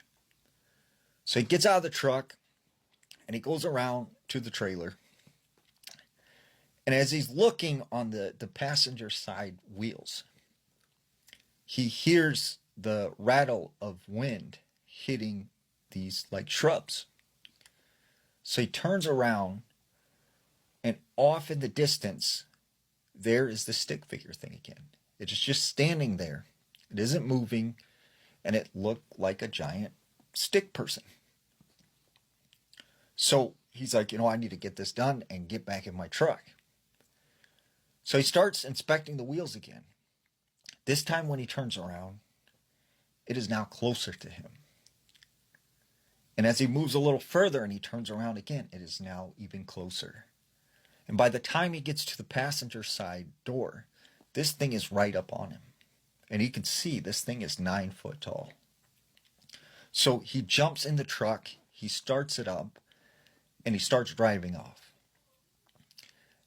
As he's driving down the highway, he gets maybe a mile away from where he sees this thing. And he sees it again on the side of the road. And then a couple miles later, he sees it again.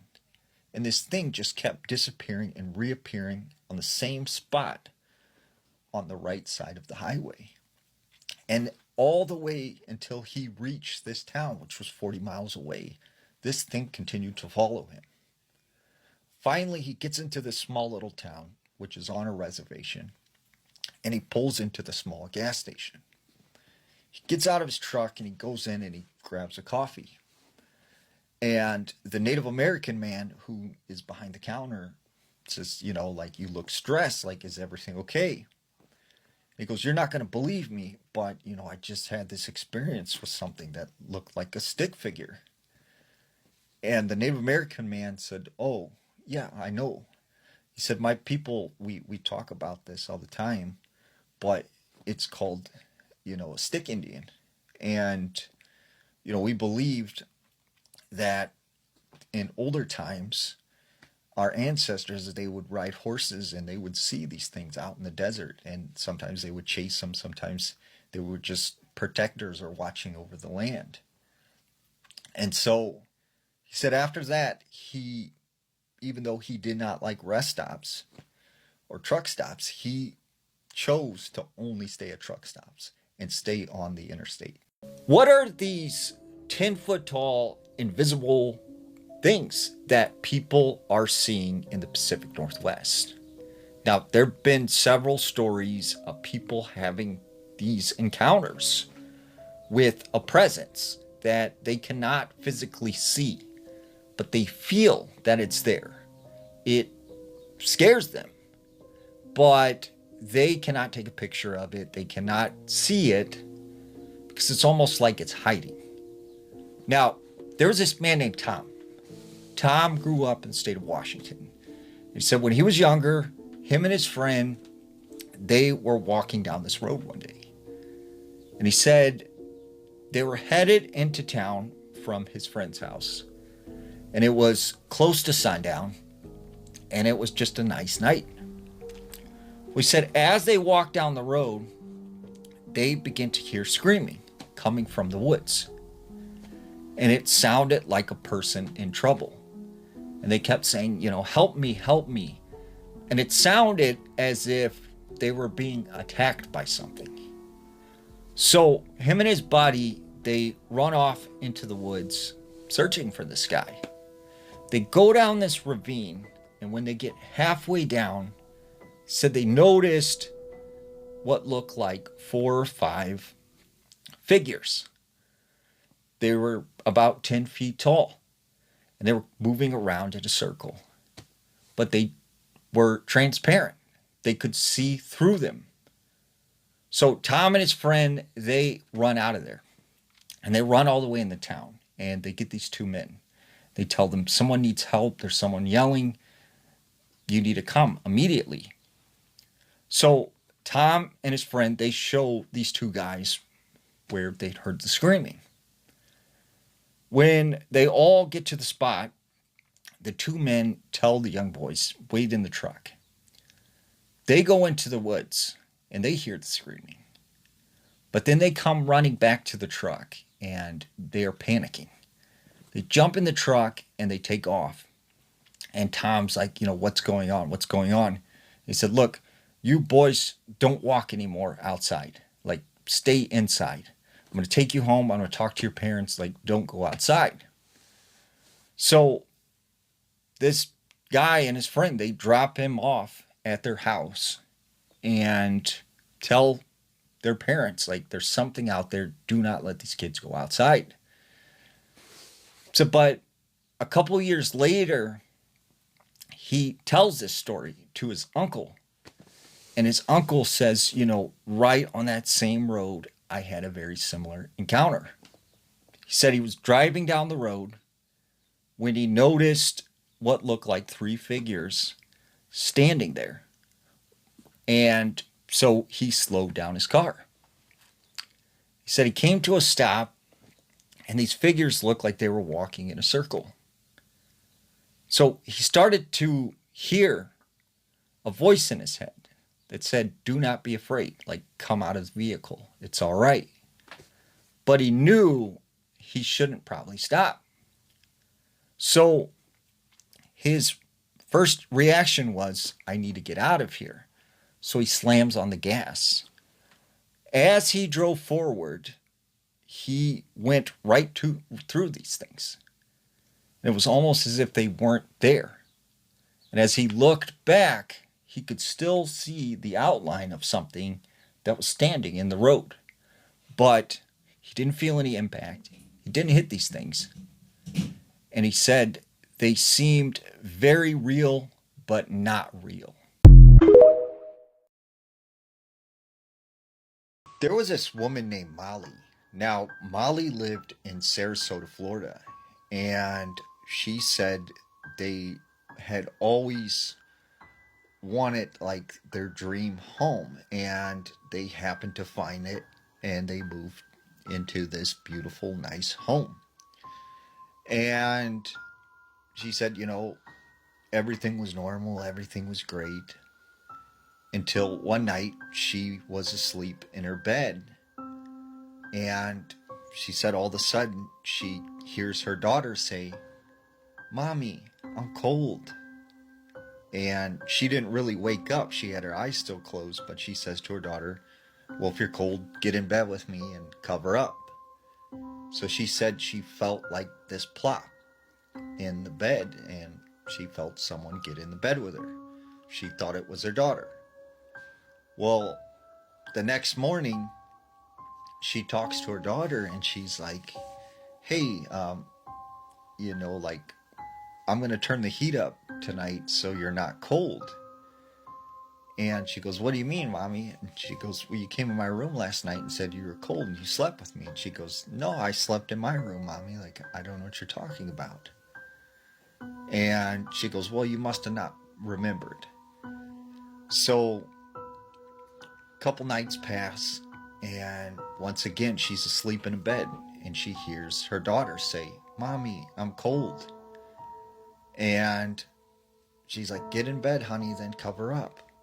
And she wasn't really looking at the time, so she just feels something get in the bed, thinks it's her daughter.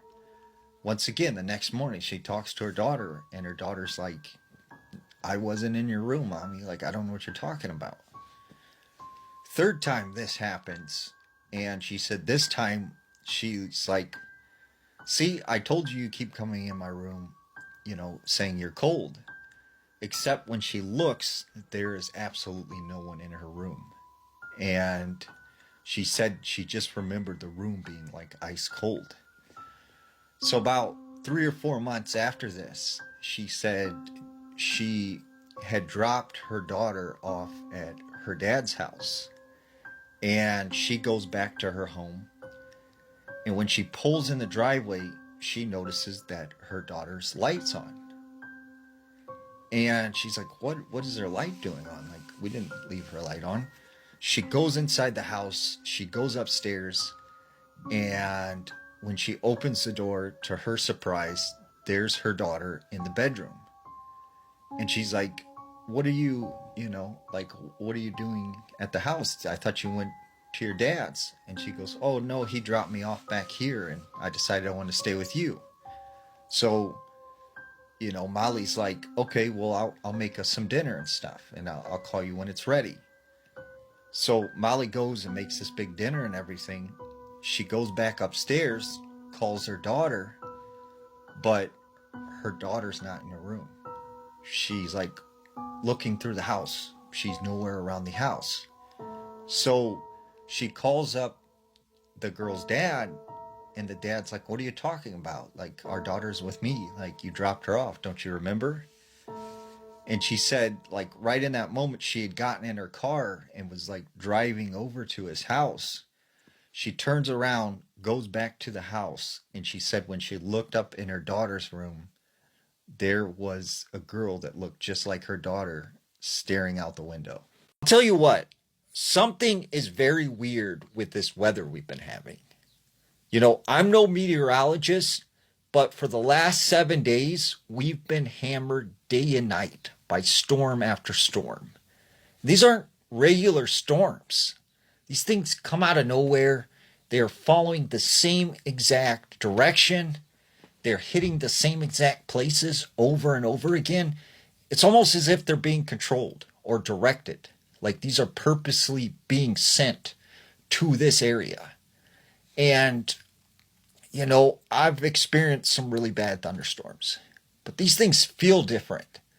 The lightning sounds strange. The rain, everything is just strange. And I think that there's more to this. I think what we're seeing is maybe possibly some kind of cloud seeding. Now, they do this stuff in the Middle East because it's so dry, they need rain. They can actually spray this aerosol into the atmosphere, and it supposedly traps moisture and heat. And so when a front comes through or a weather system comes through, it interacts with that and it creates these rainstorms. The only problem is they're very unpredictable. Now, I'll tell you something. Every time I've seen one of these bad storms, I look up into the sky and I see these lines. Now, people call them contrails, but these aren't normal contrails. These are sort of stationary. They're wide. They seem almost purposely placed. And immediately after you see these things, we have these very bad storms. So, is it possible that these storms are purposely being directed towards specific places? I'm curious to hear your thoughts. What do you think about all this strange weather we've been having? I heard this story about a house that was completely infested with mimics. Now, it all started off with this family who lived in New York. And they had lived in this big home in a rural area. They, really for the longest time, like, didn't have anything weird ever happen. Until one night, the wife and husband are, in the living room, and their kids are gone with a family friend. Well, the husband says, I'm going to, leave and I'll be back. I'm going to go to the store. Do you need anything? And his wife says, no, I'm good. I'll see you when you get back. So her husband goes out the front door, gets in his car, and drives off. Right after he pulls out of the driveway, like, all of a sudden she hears a noise upstairs. And when she walks upstairs, she sees her husband come out of the closet and just start walking down the hallway. And she's like, honey, like, wait, how'd you get upstairs? Like, you came back home? And he's like, yeah, I'm going back to the car. I'll talk to you later. And so he just, like, goes downstairs and goes out the front door. So she calls her husband on the cell phone and was like, why'd you come back to the house? Like, that was kind of weird. What were you doing upstairs? And he goes, what are you talking about? Like, I'm far from home. Like, I've been driving for like a little while now.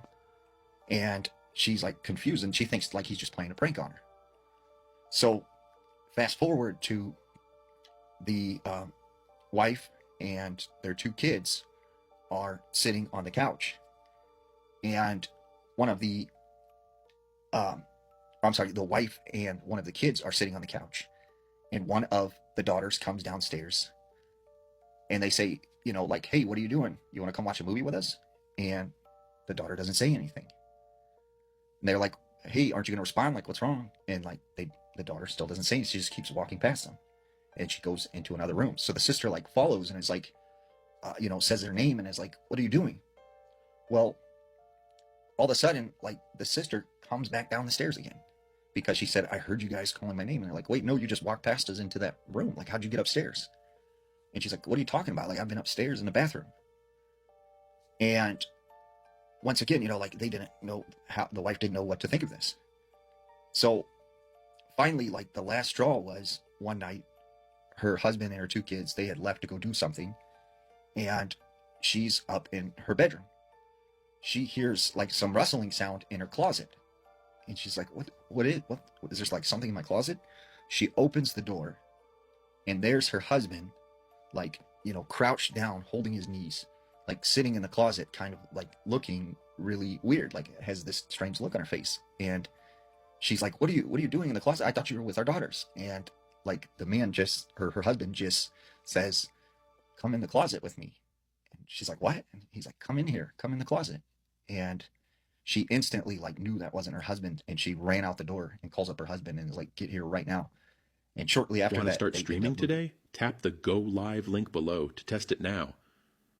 Here are more spooky stories that I found on Reddit. Okay, let's go! Once my husband and I were staying in this trap motel and heard this couple fighting hardcore next door. It sounded like he was throwing chairs at the wall, and he also sounded like a straight demon. Literally, his voice was a growl and really creepy. This girl would say, please don't hurt me, and crying. Somebody eventually called the police, and we found out it was only ever the girl in there. She had been throwing chairs around and she had been talking to herself.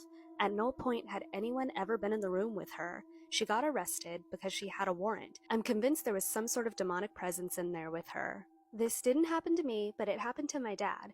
We used to live in a home that was part of the Underground Railroad. It had a few hidden crawl spaces around the house that was being used for storage in the present. While we lived there, my brother started sleepwalking and talking. One night while my parents were sleeping, they heard my little brother scream from my bedroom even though he slept downstairs. My dad ran up there, but my bedroom door was closed, like something was blocking it, so he kicked the door open. But when he kicked it open, a shadow ran past him and my room was ice cold. My brother was laying on my bed, sound asleep, pointing at the closet screaming, "Get her, Daddy, get her!" My dad looked, but saw nothing but darkness. He picked up my brother, who was stiff as a board, covered in sweat, and ran out. When my brother finally woke up that morning, he remembered nothing had happened. After we moved out, he stopped sleepwalking. When I was a young teenager, my father and my stepmother had gotten married. This forced me and my little brother to move into her home and share the same bed for quite some time. 3 weeks before we moved in, my stepmother's mom had died, where I slept for most of my childhood. The spooky part happens one night when I got off of my computer and I was going to bed. I had laid there for maybe 10 minutes when I started hearing scratching at my closet door. I figured it was a mouse and went to sleep. I go to get dressed in the morning and open my closet to see very, very long scratches down the inside of the door. Deep scratches. It wasn't in one area, it was wavy from the top of the door to the bottom. Both hands, 10 lines. It's the scariest thing that's ever happened to me. I was around 7 years old and it was near the holidays. The house I grew up in has a downstairs and a basement.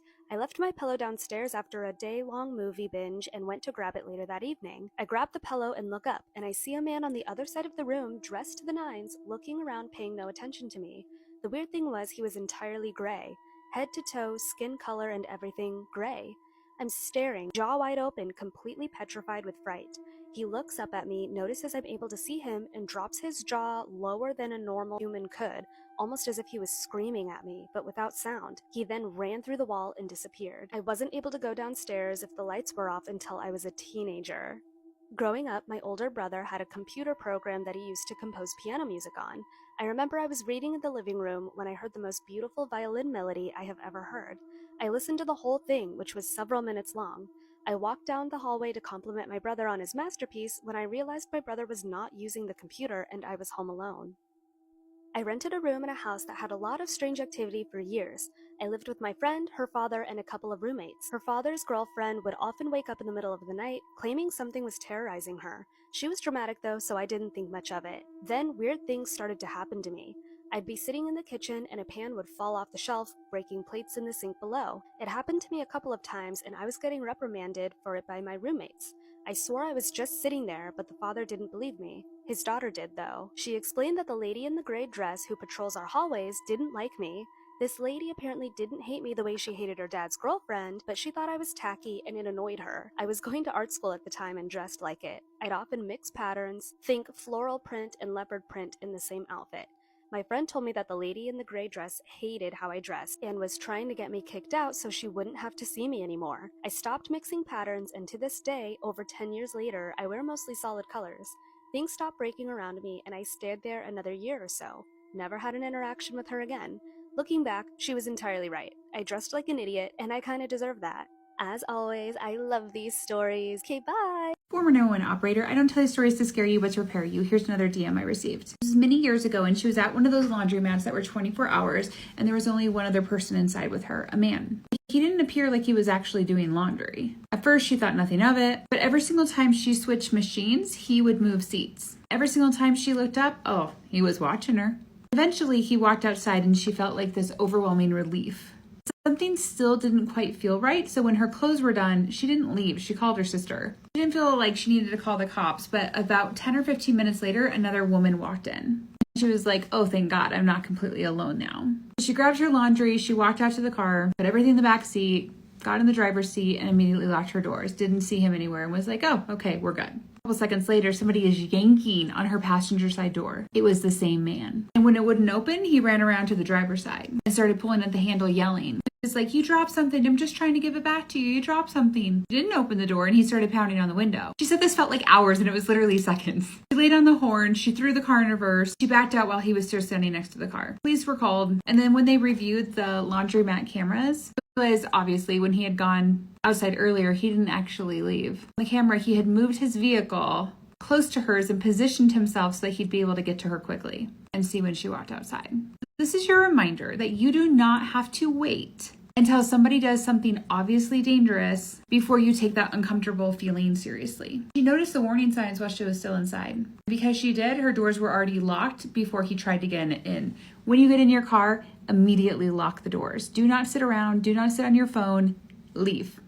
Thank you so much for letting me share your story. Let's read a scary story. Welcome to the Creepy Cozy Cottage, where creepy and cozy meet. So grab a plushie and get cozy. I was 18 when this happens, and it still makes me shiver when I think about it, which is every day. I genuinely think I avoided something very bad happening to me. I live in a very mountainous and heavily forested part of the world. There are lots of foresty roads which are also used for recreation. I used to have an off-roading vehicle and would go everywhere in it with friends and on my own, camping or just exploring for the day. On one particular day, I set off by myself to a place I had been quite a few times. It was close by to where I was living at the time, and it had lots of beautiful spots to pull off and walk down to the river or waterfall. I just wanted to go have a nice peaceful day on my own. I was about halfway down the road and I had the urge to pee so badly. Normally I can hold it forever, but I knew I couldn't in that instance. I pulled over next to a small hill, like when the edge of the roads are higher, and I climbed up and over and I went to pee real quick. I had looked around while I was walking in there and didn't notice anything. This was a long stretch of road that didn't have any pull-offs or camping spots there, so shouldn't have been anyone there. I pulled my pants down and squatted down. The worst part of being an outdoorsy female, that's when I saw him. In my peripheral vision, I could see a person. They were not very far from me, maybe 30 feet, walking straight towards me quickly. The hairs on my body stood up the second I saw movement in my vision. I didn't even turn around. I stood up and started pulling my pants up while I took off running. I turned my head slightly to look, and he was still coming at me super fast, like a very creepy, brisk walking. I didn't look at him long enough to notice anything else about him, but I could tell he was a male dressed in all dark clothing. I didn't want to turn around fully to look and slow myself down. I got over the top and ran directly into my Jeep, started it, and gassed it before my door was even closed.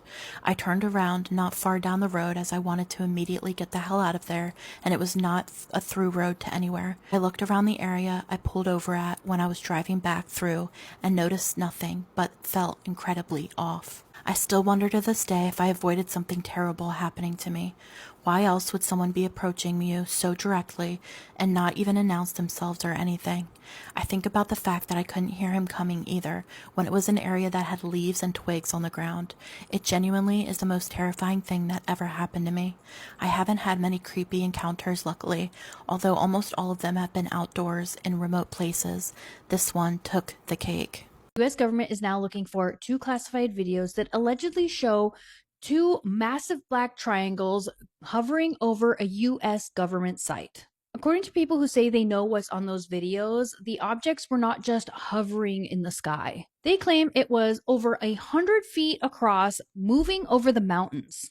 They said somehow it disappeared into the clouds. Now the Department of War is saying they're investigating where the video footage is. I'm April, and I talk all things horror, paranormal, and the unexplained. And there are a lot of claims surrounding this story. So I'm going to separate what has actually been confirmed and what sources are alleging. If these videos actually become public, this could get really interesting. The story reportedly begins near a military installation in Colorado in 2023. According to sources familiar with this case, a U.S. service member witnessed something unusual near the base and apparently managed to record it with his cell phone. But apparently this wasn't just one encounter. Sources say that the service member saw and recorded the object again the next night. That means that allegedly there are 2 recordings on 2 back-to-back nights on this phone. And according to people who said they saw these recordings, what is on that phone is really strange. They describe a large black triangular object about 100 feet across. For comparison, that's roughly the length of a basketball court. Sources say that the object is seen moving above the mountainous terrain. They said then it began to camouflage itself in the clouds. Now, I want to make something clear. We have not seen these videos. They have not been publicly released and they have not been authenticated. These descriptions are coming from people who said they saw the recording. What's crazy about this is that the government is actually responding to these claims. Acting Pentagon Press Secretary Joel Valdez He has confirmed that the Department of War is actively searching for these videos. And according to Valdez, if they actually find these videos, they intend to release what they find through Pursue. Pursue is the presidential unleashing of the UAP files that they've been rolling out. And this is where I've been getting the documents and the footage that I've posted on here. And apparently there are filing numbers for this. And they provided specific numbers. It is IRR1669S005024. Sources claim that this is being held by the Air Force Special Investigations in Colorado. But again, the Department of War is not confirming that that is the file number. That's just what sources are claiming. Now, if Colorado sounds familiar to you, it's because I recently did a story about another triangular UAP that was spotted in Colorado in 2023. And these are two separate cases. The story I did last week was about a former Department of Defense employee where he and his wife saw a large triangular object above their home, also in Colorado and in 2023. They said it was about 300 feet above them. It was completely silent and it had a blue lining light all around it. That story is public record and was released on the Department of War rollouts last week. So now we have two Colorado triangular object stories. And I don't know, I just think this is such a strange coincidental story.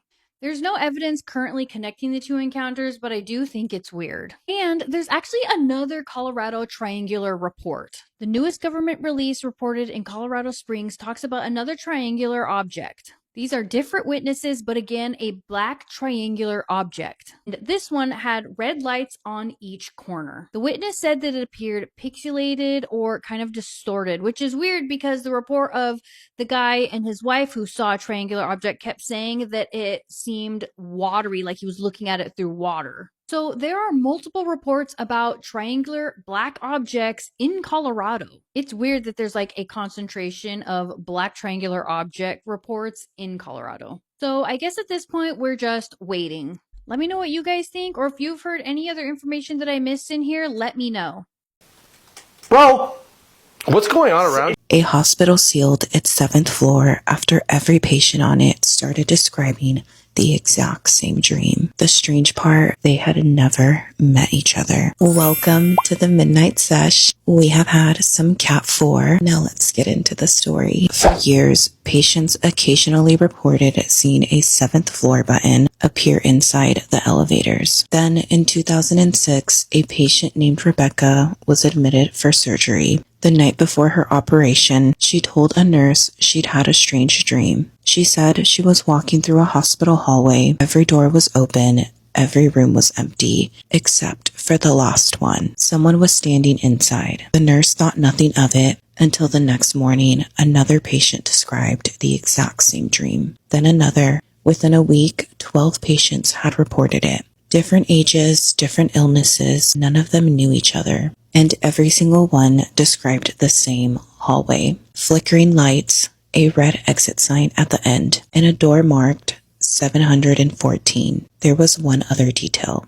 Every patient said the person inside room 714 was getting closer each night. The hospital investigated. There was no 7th floor. There was no room 714. So they assumed it was some kind of shared psychological phenomenon until a security guard saw the elevator open at 3:12 a.m. The doors opened onto a hallway that shouldn't have existed. He stepped out. The hallway looked exactly like the one from the patient's dreams. He called his supervisor. Then the camera feed went black. The guard was found 3 hours later inside the elevator. He couldn't remember leaving the security desk, but before he was taken home, he told his supervisor one thing. The room isn't empty anymore. The hospital sealed the elevator. They removed the 7th floor button, and for years, nothing happened. Then, in 2019, the hospital renovated the building. Workers discovered something behind a wall. A door. Above it was a faded number. 714. The door was opened. Behind it was a completely empty room, except for a hospital bed. On the bed was a patient chart. The patient's name was Rebecca, the woman who had described the dream 13 years earlier. Her date of admission was correct. Her medical information was correct. But under discharge date, there was something impossible. It said, pending. And beneath that was the date of the following day. the hospital closed the room again. Rebecca had been discharged years earlier, but according to hospital records, she never left the 7th floor. So where the fuck is Rebecca then? Where did she go? What the fuck happened? Let me know your thoughts down below. Go ahead and like, follow, comment, and share. Love you as always. Bye.